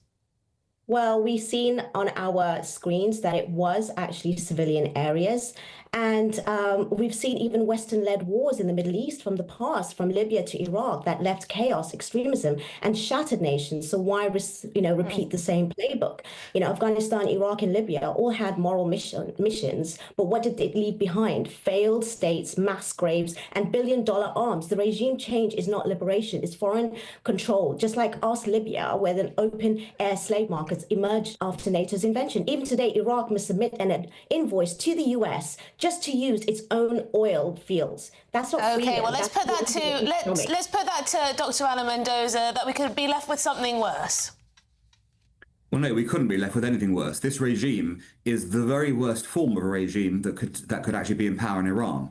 It is the most extreme form of Shia Islamic theology. So there's nothing more extreme than what this regime already believes. It is a regime that has repeatedly intervened with its neighbours through terrorism and through supporting movements to destabilise them. It's funded global terrorism. It's funded Hezbollah, it's funded Hamas, it's funded the Houthis, it's funded attacks on foreign soil. Even in Britain, we were told just last year by the Director General of MI5 that there were 20 Iranian plots in the UK that were thwarted since 2022, a period of 2 years. There's been some since as well.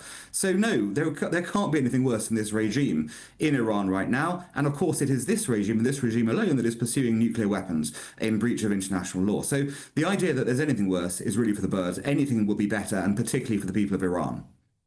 Fahima, could you imagine a just war against Iran? No, and if nuclear threats justify bombing civilians, then who's bombing North Korea or Israel, which is actually having nukes? Israel is an undeclared nuclear arsenal and has never signed the the treaty that Iran has, right? Iran's nuclear program has been under the IAEA inspection. Israel refuses all inspections. So who's hiding what? You can't... Okay, well, let's let Alan come back to that. Let Alan come back to that one. I'm afraid your guest has passing acquaintances with all sorts of things. International law, very passing acquaintance. Civilians, of course, aren't allowed to be targeted by international law, when I'm afraid it is. You don't know what you're talking about. They're not allowed to be targeted in wars, of course, but they are, if there is a military target and unfortunately civilians get caught in the crossfire, that is not a war crime. So I'm afraid that's wrong. Equally, on the issue of nuclear weapons, North Korea should have been dealt with way before it got the nuclear weapon. The reason North Korea is able to threaten everyone today is because it was allowed to reach that nuclear status when we had had a settled status for about 20 years beforehand, when no new countries had received nuclear weapons. And when North Korea got it, what happened afterwards? India and Pakistan got it, and we were told just yesterday by MBS, the Crown Prince of Saudi Arabia, that were Iran to get a nuclear weapon, Saudi Arabia would be forced to get one the next day. So this is about stopping proliferation, and it's about taking action to stop that. Iran has played the world for decades on this subject. Its time is over. OK, well, Dr. Ana Mendoza and Fahima, we have to leave it there. We've run out of time, but we'll speak again. Dr. Ana Mendoza there from the Henry Jackson Society and the political commentator Fahima Mohammed. I also think it's worth bearing in mind that there are a lot of people in Iran who are actually welcoming this action from Israel.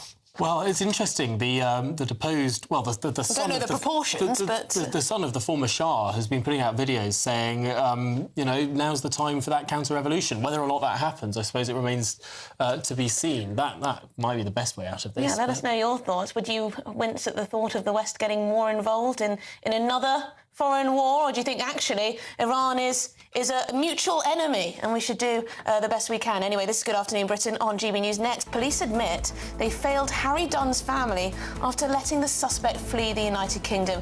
Are victims still being left behind? That's next after the news.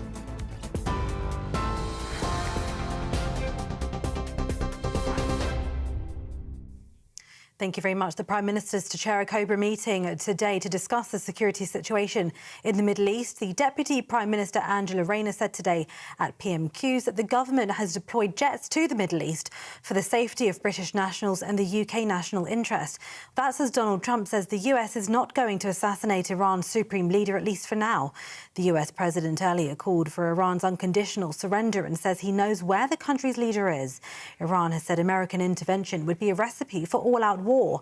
Iran's leader says Israel has made a huge mistake, promising they will be punished.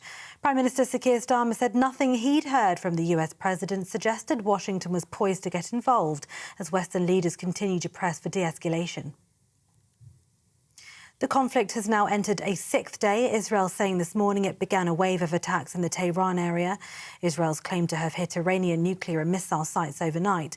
But Iran's nuclear chief has since claimed the situation of their nuclear facility is good. Iran launched its own attacks on Israel with sirens sounding twice overnight. Israel claims Iran is trying to make nuclear bombs, but Iran has disputed those claims, saying the site is just used for missile production. And UK inflation eased slightly to 3.4% in May, according to the ONS. It rose to a 14-month high of 3.5% in April after a raft of bill increases hit households. Inflation was driven last month by increased food, furniture and household good costs. The Chancellor says there's more to do, while Shadow Chancellor Mel Stride says the inflation rate is deeply worrying for families. And those are the latest GB News headlines for now. There's more news in half an hour. For the very latest GB News direct to your smartphone, sign up to News Alerts by scanning the QR code or go to gbnews.com/alerts. My Claim Group sponsors the GB News Finance Report. And here's a quick snapshot of the markets. The pound will buy you $1.3459 and 1.1693 euros. The price of gold is £2,514.59 per ounce, and the FTSE 100 is at 8,846 points. My Claim Group sponsors the GB News Finance Report. Hello again, this is your GB News weather update from the Met Office. Plenty of fine weather for many of us today, and with lots of sunshine, it is going to feel pretty warm, and it's all because we have high pressure dominating the story. That being said, there is a weak frontal system toppling just to the north of that high pressure, and so there will be a bit more cloud at times and a little bit of rain pushing through across parts of Northern Ireland maybe, and also into western Scotland, a few showery bursts too. But otherwise, like I said, it's a dry story with lots of sunshine, especially across much of England and Wales, and with that sunshine, temperatures rising. It is going to feel very warm, if not hot, for many of us. Mid to high 20s, quite likely towards the south. A fair few degrees fresher than this further north and around some coastal parts too, particularly towards the east, if there's a little bit more cloud lingering as well. As we go into this evening, still a couple of showers continuing across some parts of northern Scotland, and then towards western Scotland, some thicker cloud as that weak front that I mentioned pushes its way in. That front will be clearing away from Northern Ireland, but staying quite cloudy for many as we go through the end of the day here. Meanwhile, for England and Wales, for many places away from the far north, well, lots of late sunshine to look forward to. A fine evening ahead. A bit of a north-south split as we go overnight, cloudier towards the north, but even here I am expecting some breaks to develop and just a few spots of rain perhaps towards the Outer Hebrides. Otherwise, for England, Wales and later on Northern Ireland, lots of clear skies, but it's not going to turn particularly chilly. In fact, it's going to be a pretty warm night for many of us, mid to high teens in some places towards the south. And then tomorrow, still some cloud across parts of Scotland, a swathe of cloud pushing its way northwards and a bit of rain affecting some far western parts. Away from this though, again, lots of sunshine on offer, and with that sunshine, temperatures are likely to get even higher than today. In fact, tomorrow looks set to be the first day that we're going to exceed 30 Celsius in the UK this year.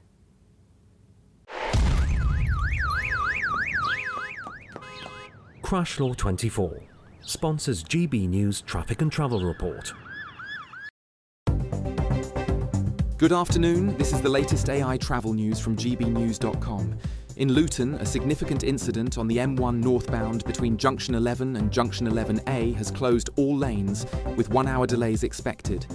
On the A3 northbound between the junctions with the A247 and the M25 in Surrey, a collision is causing lane closures and 30-minute delays. The A1 is restricted northbound at Gladsmoor due to a broken down vehicle, so drivers should proceed with caution.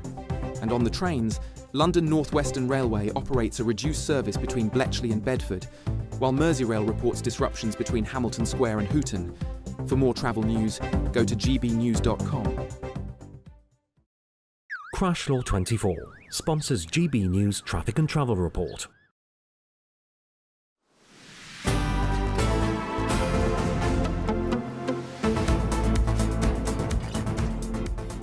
Good afternoon, Britain. It's coming up to 20 minutes to 3. Now, an independent review has concluded that the American diplomat Anne Sakoulas, who caused the fatal car crash by driving on the wrong side of the road, could have and should have been arrested. Well, the crash resulted in the death of 19-year-old motorcyclist Harry Dunn in 2019. Now, Sakoulas left the UK shortly after, claiming diplomatic immunity. Well, the report has criticised Northamptonshire Police's handling of this investigation. OK, well, joining us now to discuss this is former Scotland Yard detective Peter Blexley. Peter, what can you tell us about this case? This is an utterly appalling case where, quite frankly, pathetic, abysmal, lamentable basic policing errors has meant that Harry's mother, who lost her child, she had to bury her child, every parent's nightmare, has had hurt upon hurt upon hurt heaped on her by Northamptonshire Police. And that is a matter of absolute disgrace. This case was obviously front-page news when it happened. It looked like failure upon failure. It looked like someone who was in this country and had not been in this country for very long being utterly, utterly careless, driving on the American side of the road, not the British side of the road, and then scarpering before any justice was done. Is this really what diplomatic immunity can provide?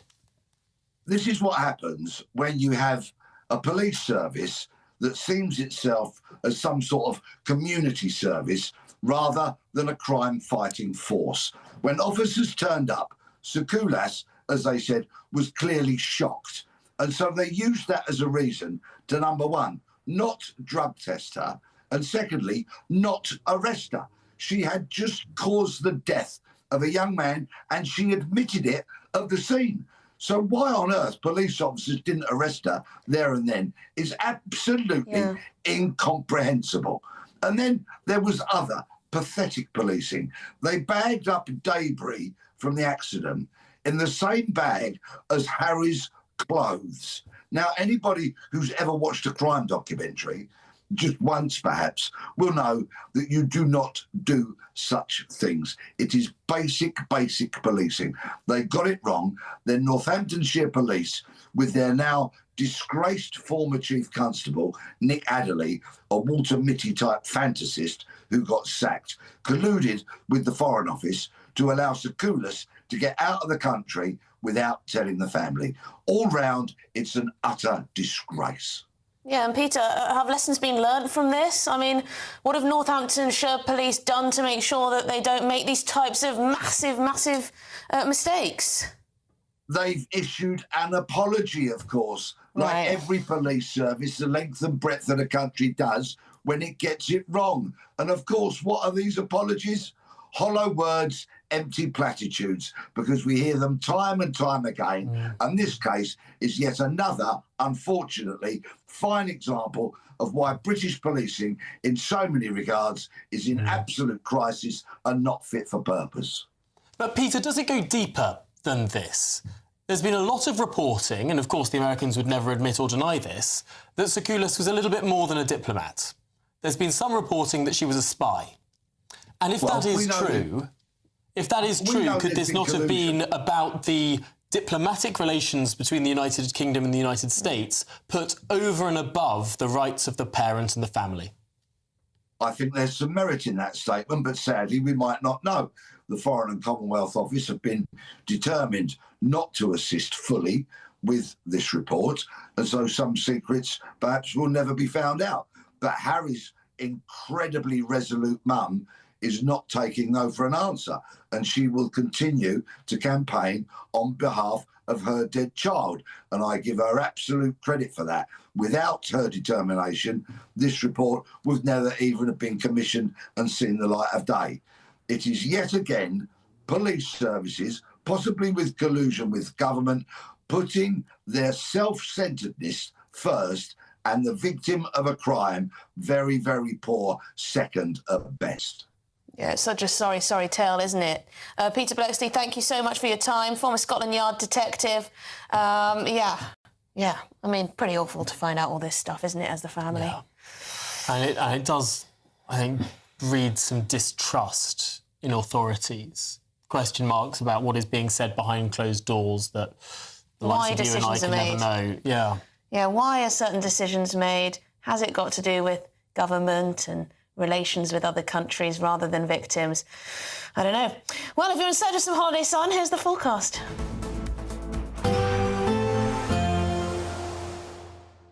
Can't wait to get in that sea. Lovely and warm. Just like the feeling of having great travel insurance. All Clear Travel Insurance sponsors GB News Travel Destinations Forecast.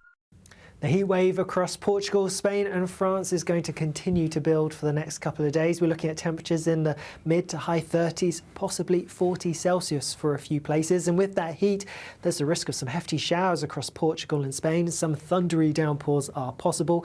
A few showers also possible further east, affecting Italy and into Greece and Turkey. But actually, through the outlook period, as we go towards the weekend, it's looking largely sunny for many and staying pretty hot. All Clear Travel Insurance sponsors GB News Travel Destinations Forecast.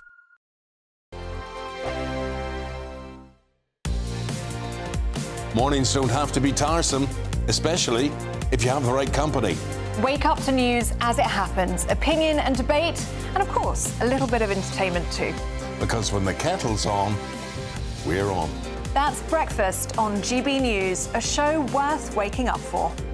Every morning from 6 a.m. Only on the People's Channel, Britain's news channel. We'll spread the news, you spread the word. In the GB newsroom, we bring you the news as it happens. With our team of dedicated journalists across the UK, we're ready to keep you up to date with what's happening every half an hour, every single day. bulletins here on GB News. The People's Channel. Britain's news channel. From the school run to the home run, watch a new show for all of Britain. He can say whatever he wants. A straight talking show where all voices are heard. And, you know, when are we going to stop talking about smashing the gangs and actually do it? With the stories that matter from every part of our country. There's a bit of a crash landing there for your Chancellor. Bold, fearless and standing up for you. That's me, Martin Daubney, 3 p.m. till 6 p.m, weekdays, here only on GB News. The People's Channel, Britain's news channel. At GB News, we love to hear from you, our viewers and listeners. So drop us a line at gbnews.com/your say. There you can talk to each other and also to the presenters live on air. gbnews.com/your say, because GB News is your channel, Britain's news channel. Hi, I'm Michelle Dewberry, and my show is your opportunity to cut through all the noise and dive in headfirst to some robust debates. Ideas clash. Situation, because the failure is You're deliberately avoiding my point. Nothing's held back. And if you think this is the end of it, wait for more. And we do not shy away from the difficult stuff. Sometimes I want to shake people and say, if only you understood. So join me on Jubes & Co. weeknights at 6 p.m, only on GB News, Britain's news channel. What is the state of our economy? What is the state of our National Health Service? What is the state of our schools? What on earth is going on? Understanding Britain means understanding the state we are in. This is State of the Nation with me, Matt Goodwin, Wednesdays, Thursdays and Fridays from 8 p.m. on GB News. It's Patrick Christie's tonight, and here we do things differently. It's explaining the absolute madness of this, doesn't it? It's explosive. I mean, this is very good. It's lively. 850. Your government sat there, Sean, and it did nothing. It's controversial. And the Middle East has been in turmoil since before I was born. It's everything you need to kickstart your evening. Everyone's had their Weetabix tonight. I love to see it. That's Patrick Christie's Tonight, weeknights from 9 p.m. Only on GB News, the People's Channel, Britain's news channel.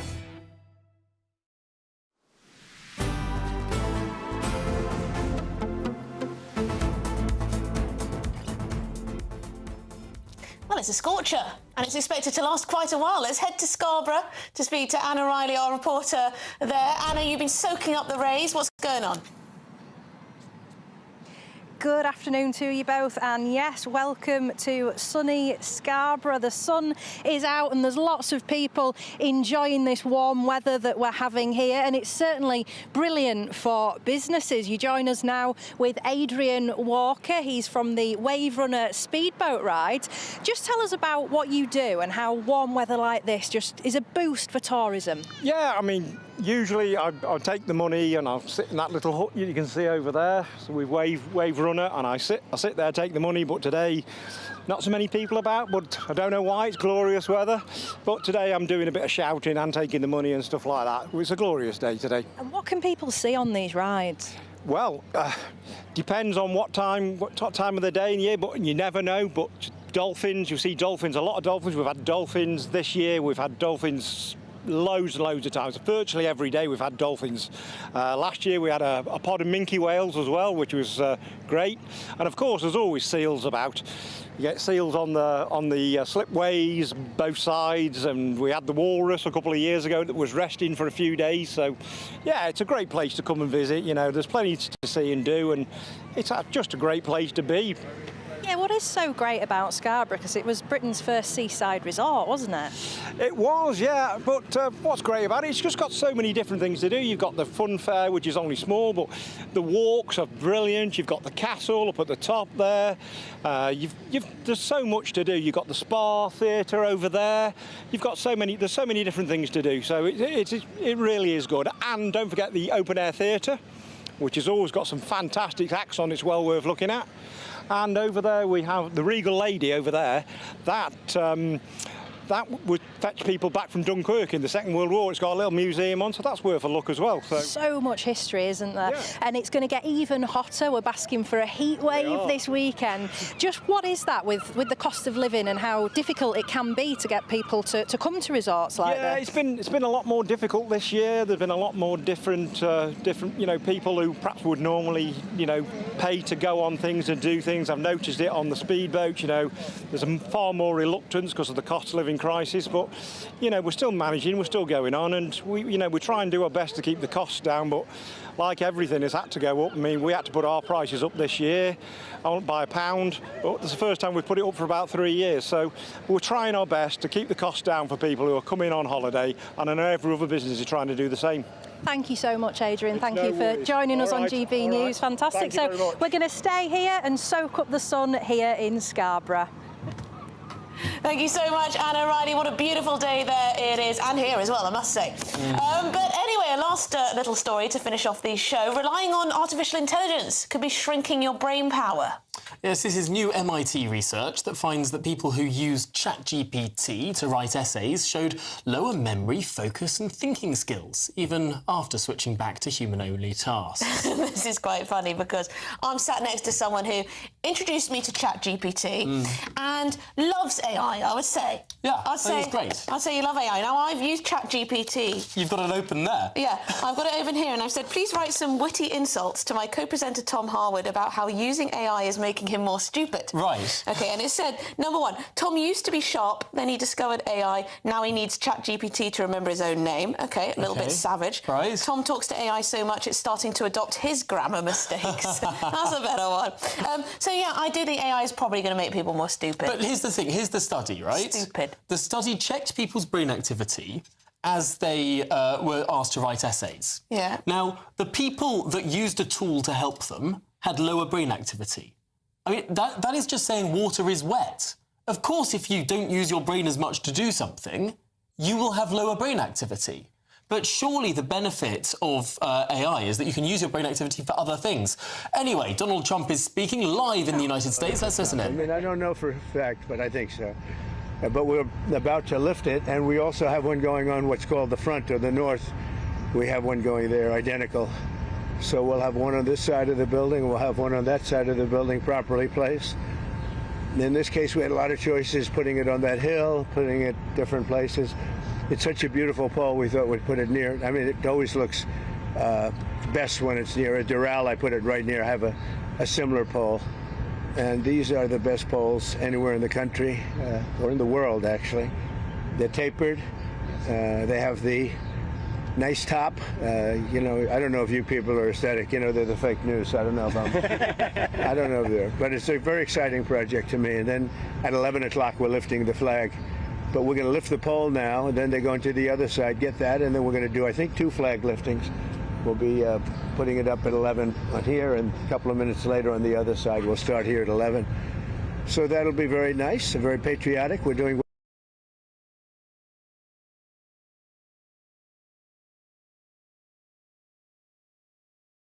That's not a smart person, and you're dealing with him, and you have to deal. He's not a smart guy. He's worried about inflation. I said, that's right. If there's inflation in 6 months or 9 months, you lower the rates or you raise the rates. You can do whatever you want, Brian, right? So let's say there's rampant inflation, which there's none. You know what there is? There's success. I got a call from Congress last night. Sir, there's a problem. I said, what is it? Money is pouring in. We don't know how to account for it. I said, check the tariffs. $88 billion came in from tariffs. No inflation. And it's going to get even more so. I know what I'm doing. So we have a stupid person, frankly, at the Fed. He probably won't cut today. Europe had 10 cuts, and we had none. And I guess he's a political guy. I don't know. He's a political guy who's not a smart person, but he's costing the country a fortune. So what I'm going to do is, you know, he gets out in about 9 months. He gets fortunately terminated. Biden, I would have never reappointed him. Biden reappointed him. I don't know why that is, but I guess maybe he was a Democrat. You know, I got great advice from Mnuchin on this one. Great advice. But he's done a poor job. So we have no inflation. We have only success. And I'd like to see interest rates get down. Now, Biden did a lot of very short-term debt. So we have short-term debt coming due. And because of this guy's rates, you know, if he'd lowered a point, I'd pay about a point less. Then if he'd lowered 2 points, I'd pay about 2 points less. And that's for 10 years, 12 years, 15 years, 5 years. It's hundreds of billions. It's even trillions of dollars that we're going to lose because of this too late. I call him Too Late Powell because he's always too late. I mean, if you look at him, every time I did this, I was right 100%. He was wrong. Maybe I should go to the Fed. Am I allowed to appoint myself, Doug? I don't know. Am I allowed to appoint myself at the Fed? I do a much better job than these people. So anyway, we should be 2 points lower. It'd be nice to be 2.5 points lower. We'd be saving $800 billion, $700 billion. That's a lot of money, right? Think of it for nothing, for absolutely nothing. We'd save $600, $700, $800 billion. We have, I think we're 38th now in interest, and we should be number one. We should be the lowest. But, and by the way, if he's worried about inflation, that's okay. I understand that. I don't think there's going to be any. So far, there hasn't. I mean, we have almost no inflation. We've done a great job. We had, when I came in, we had a lot of inflation. We went through 4 years of the highest inflation in the history of our country with Sleepy Joe Biden. And Sleepy Joe. And he didn't know what the hell he was doing. And so we had the highest inflation we've ever had in the history of our country. And then it came down because when I got elected, it started dropping because people understood that I knew what I was doing. But now we have a man that just refuses to lower the Fed rate, just refuses to do it. And he's not a smart person. I don't even think he's that political. I think he hates me, but that's okay. You know, he should. He should. I call him every name in the book, trying to get him to do something. I've been nice to him. I do it always. I don't know how to sell. I've been so nice to him, fellas, you wouldn't believe. Let's have dinner. Too late. I'd call him too late. Come on, too late. Let's have dinner. I do it every way in the book. I'm nasty. I'm nice. Nothing works. He's like just a stupid person. But I don't expect anything. Maybe he does a little bit, but we should be 2.5 points. Remember, Europe had 10 cuts. We had none. We're paying more rate, more interest than a lot of European nations that can't carry our suitcase. I'm going to be nice. There's another expression. You know what the other expression, can't carry your, you know what it is, but I shouldn't use it in front of the fake news. So it's very sad to see it, and what I'm going to do is I'm going to go very short term, like 6 months, 7 months, 8 months. Wait till this guy gets out, get the rates way down, and then go long term. Because we have a tremendous appetite for our debt, because our country is doing well. But think of it, I got a call from Congress 3 nights ago. Sir, we can't account for the money coming in. I said, that's a good problem. You know, the bad problem is we don't have any money. They can't account. There's so much more money than we thought is coming into the Treasury. We don't know where it's coming from, sir. I said, check out the tariffs. He calls back about a day later. Wow, I think you were right. Yeah, I was right.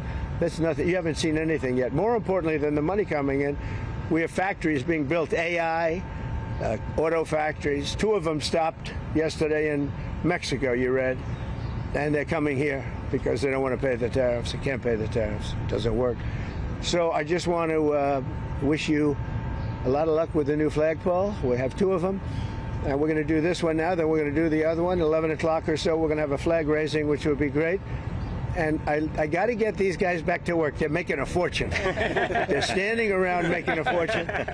But remember this, somewhere in this group is somebody that is going to captivate some movie producer. Not Harvey Weinstein, but somebody else. Harvey's seen a better day. So it won't be Harvey, but it'll be somebody. And it'll say, that guy is perfect for a movie. And you're going to become a star, and your friends are going to call you, and you won't even return their phone call anymore, you know? Because you say, what do you do for a living? I put up flagpoles. I'm not even going to talk to you. I'm a big movie star. So somewhere you have that. Anyway, let's have a good, they call it a lifting. They also use another word, but I'm not going to use that word. You know what that is? The word, it starts with an E. You know what the word is? If I ever used it, I'd be run out of town by you people. All right, so enjoy it. Doug, you're going to get some good. He's going to win another Nobel Prize, I think, for this picture. So maybe the flag will be even more exciting. But this is pretty exciting. That's some equipment, I'll tell you what. Look at that crane. That's some beautiful equipment. It's there's nothing like America. Have a good time, everybody. Have you been answered questions about whether you are moving closer, or you believe the U.S. is moving closer to striking Iranian nuclear facilities? Where's your mindset on that? I can't say that, right? You don't seriously think I'm going to answer that question? Will you strike the Iranian nuclear component? And what time exactly, sir? Sir, would you strike it? Would you please inform us so we can be there and watch? I mean, you don't know that I'm going to even do it. You don't know. I may do it. I may not do it. I mean, nobody knows what I'm going to do. I can tell you this, that Iran's got a lot of trouble, and they want to negotiate. And I said, why didn't you negotiate with me before? All this death and destruction. Why didn't you negotiate? I said to the people, why didn't you negotiate with me 2 weeks ago? You could have done fine. You would have had a country. It's very sad to watch this. I mean, I've never seen anything like it. It's so, you know, everyone thought it was going to be the reverse. I didn't think so. And I was telling them, you gotta do something. You gotta negotiate. And at the end, last minute, they said, no, we're not going to do that, and they got hit. Remember 60 days, and then came the 60. 61 is going to become a very famous number. That was one hell of a hit. That first hit. That was one hell of a hit. Not sustainable, to be honest. That's where it ended. It ended on the first night. Yes. Is it too late, though? Do you think it's too late to now? Really, nothing's too late. The only thing too late is Powell. Powell's too late. Too late, Powell. Have the Iranians reached out to you, Mr. President? What? Have the Iranians reached out to you? Yes. And what did you say? I said it's very late. You know? I said it's very late to be talking. Mr. President, we may meet. It's I don't know. There's a big difference between now and a week ago, right? Big difference. President, you said we may meet. Isabel said we may meet. Is this about Vance and with possibly going to talk about? It's about anybody. They even suggested they come to the White House. It's a big difference. Yeah, but they've suggested that they come to the White House. That's, you know, courageous, but, you know, it's like not easy for them to do.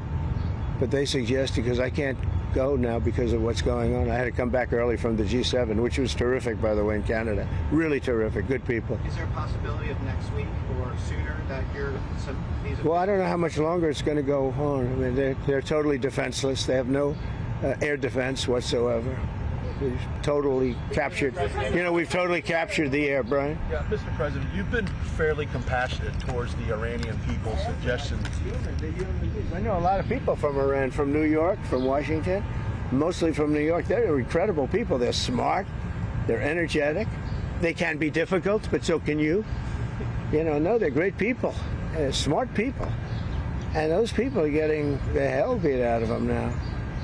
And it's really a shame. It's so stupid. It's so stupid. It's another one, you know. Russia, Ukraine is so stupid. Would have never happened if I was president. You guys agree with that, right? Would have never happened if I was president. Putin would have never done it. And I spoke to him yesterday, and I said, you know, he actually offered to help mediate. I said, do me a favor. Mediate your own. Let's mediate Russia first, okay? I said, Vladimir, let's mediate Russia first. You can worry about this later. But I think that's going to work out too. But it's so many people have been killed. The big thing with that one is far more people are dead than have been reported in the Ukraine, Russia. Many, many more people.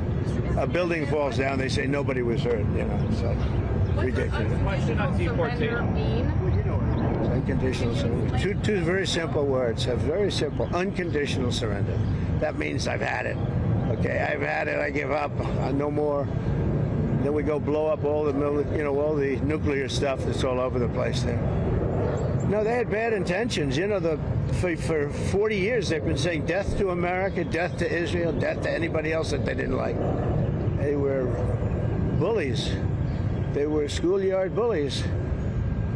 And now they're not bullies anymore, but we'll see what happens. Look, nothing's finished until it's finished. You know, war is very complex. A lot of bad things can happen. A lot of turns are made. So I don't know. I wouldn't say that we won anything yet. I would say that we sure as hell made a lot of progress. And we'll see. The next week is going to be very big. Maybe less than a week. Maybe less. But is there anybody here that said it would be okay to have a hostile, very, zealots really, but to have a hostile country have a nuclear weapon that could destroy 25 miles, but much more than that, could destroy other nations just by the breeze blowing the dust. You know, that dust blows to other nations and they get decimated. This is just not a threat you can have. And we've been threatened by Iran for many years.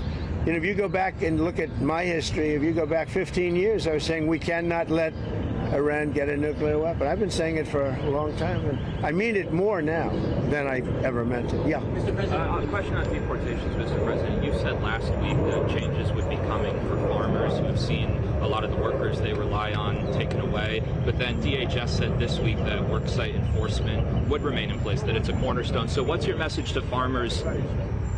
We got to get the bad people out of here first, and we're doing that. We're taking them out by the thousands. Murderers, drug dealers, people that are mentally insane from insane asylums. What they gave to us, fellas, they gave. Oh, do we have anybody in here that's a member of the? No, I don't think so. You've known all these people for a long time. Any illegal immigrants in here now? If they were, they'll find out. Right. They'll be checking you. You won't believe.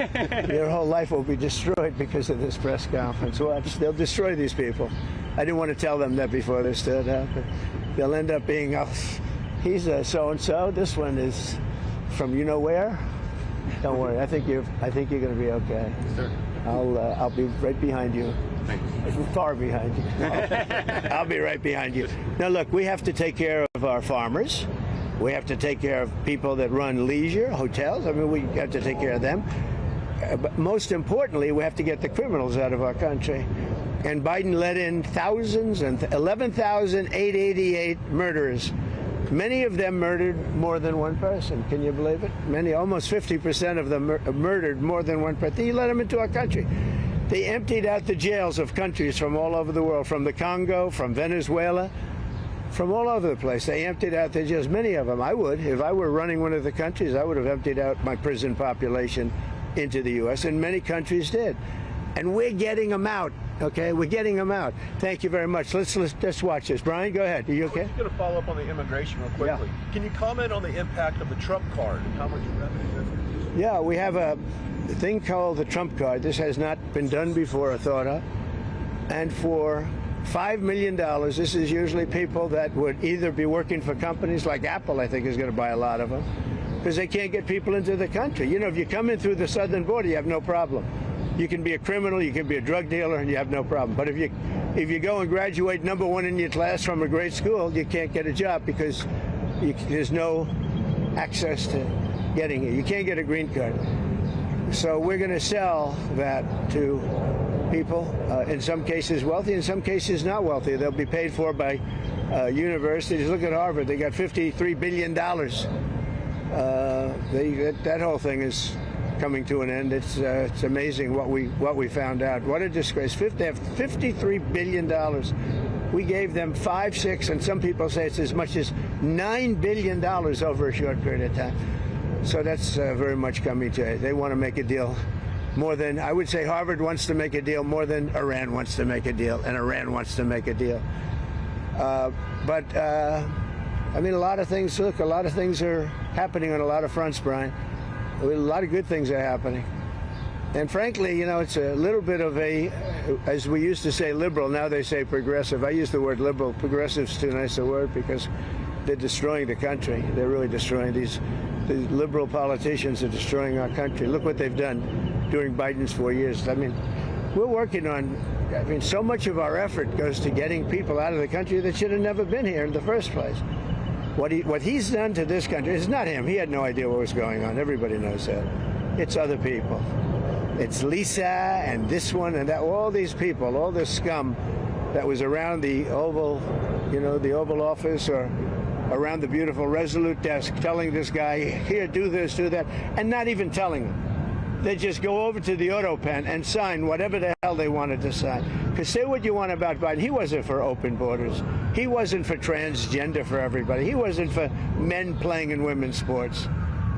But he has no idea what the hell, he has no idea. And they were very upset. They wanted Bernie Sanders.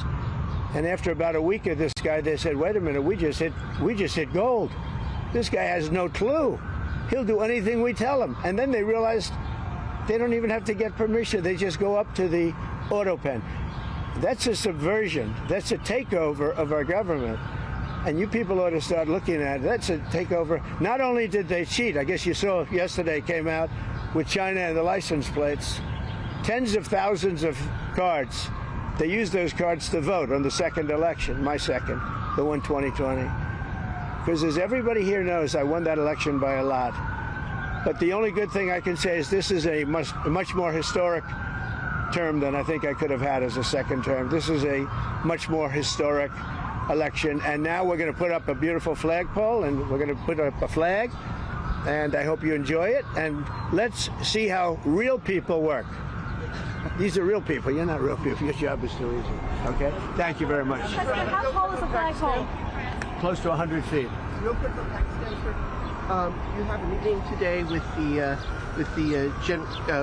Pakistani Army Chief of Staff.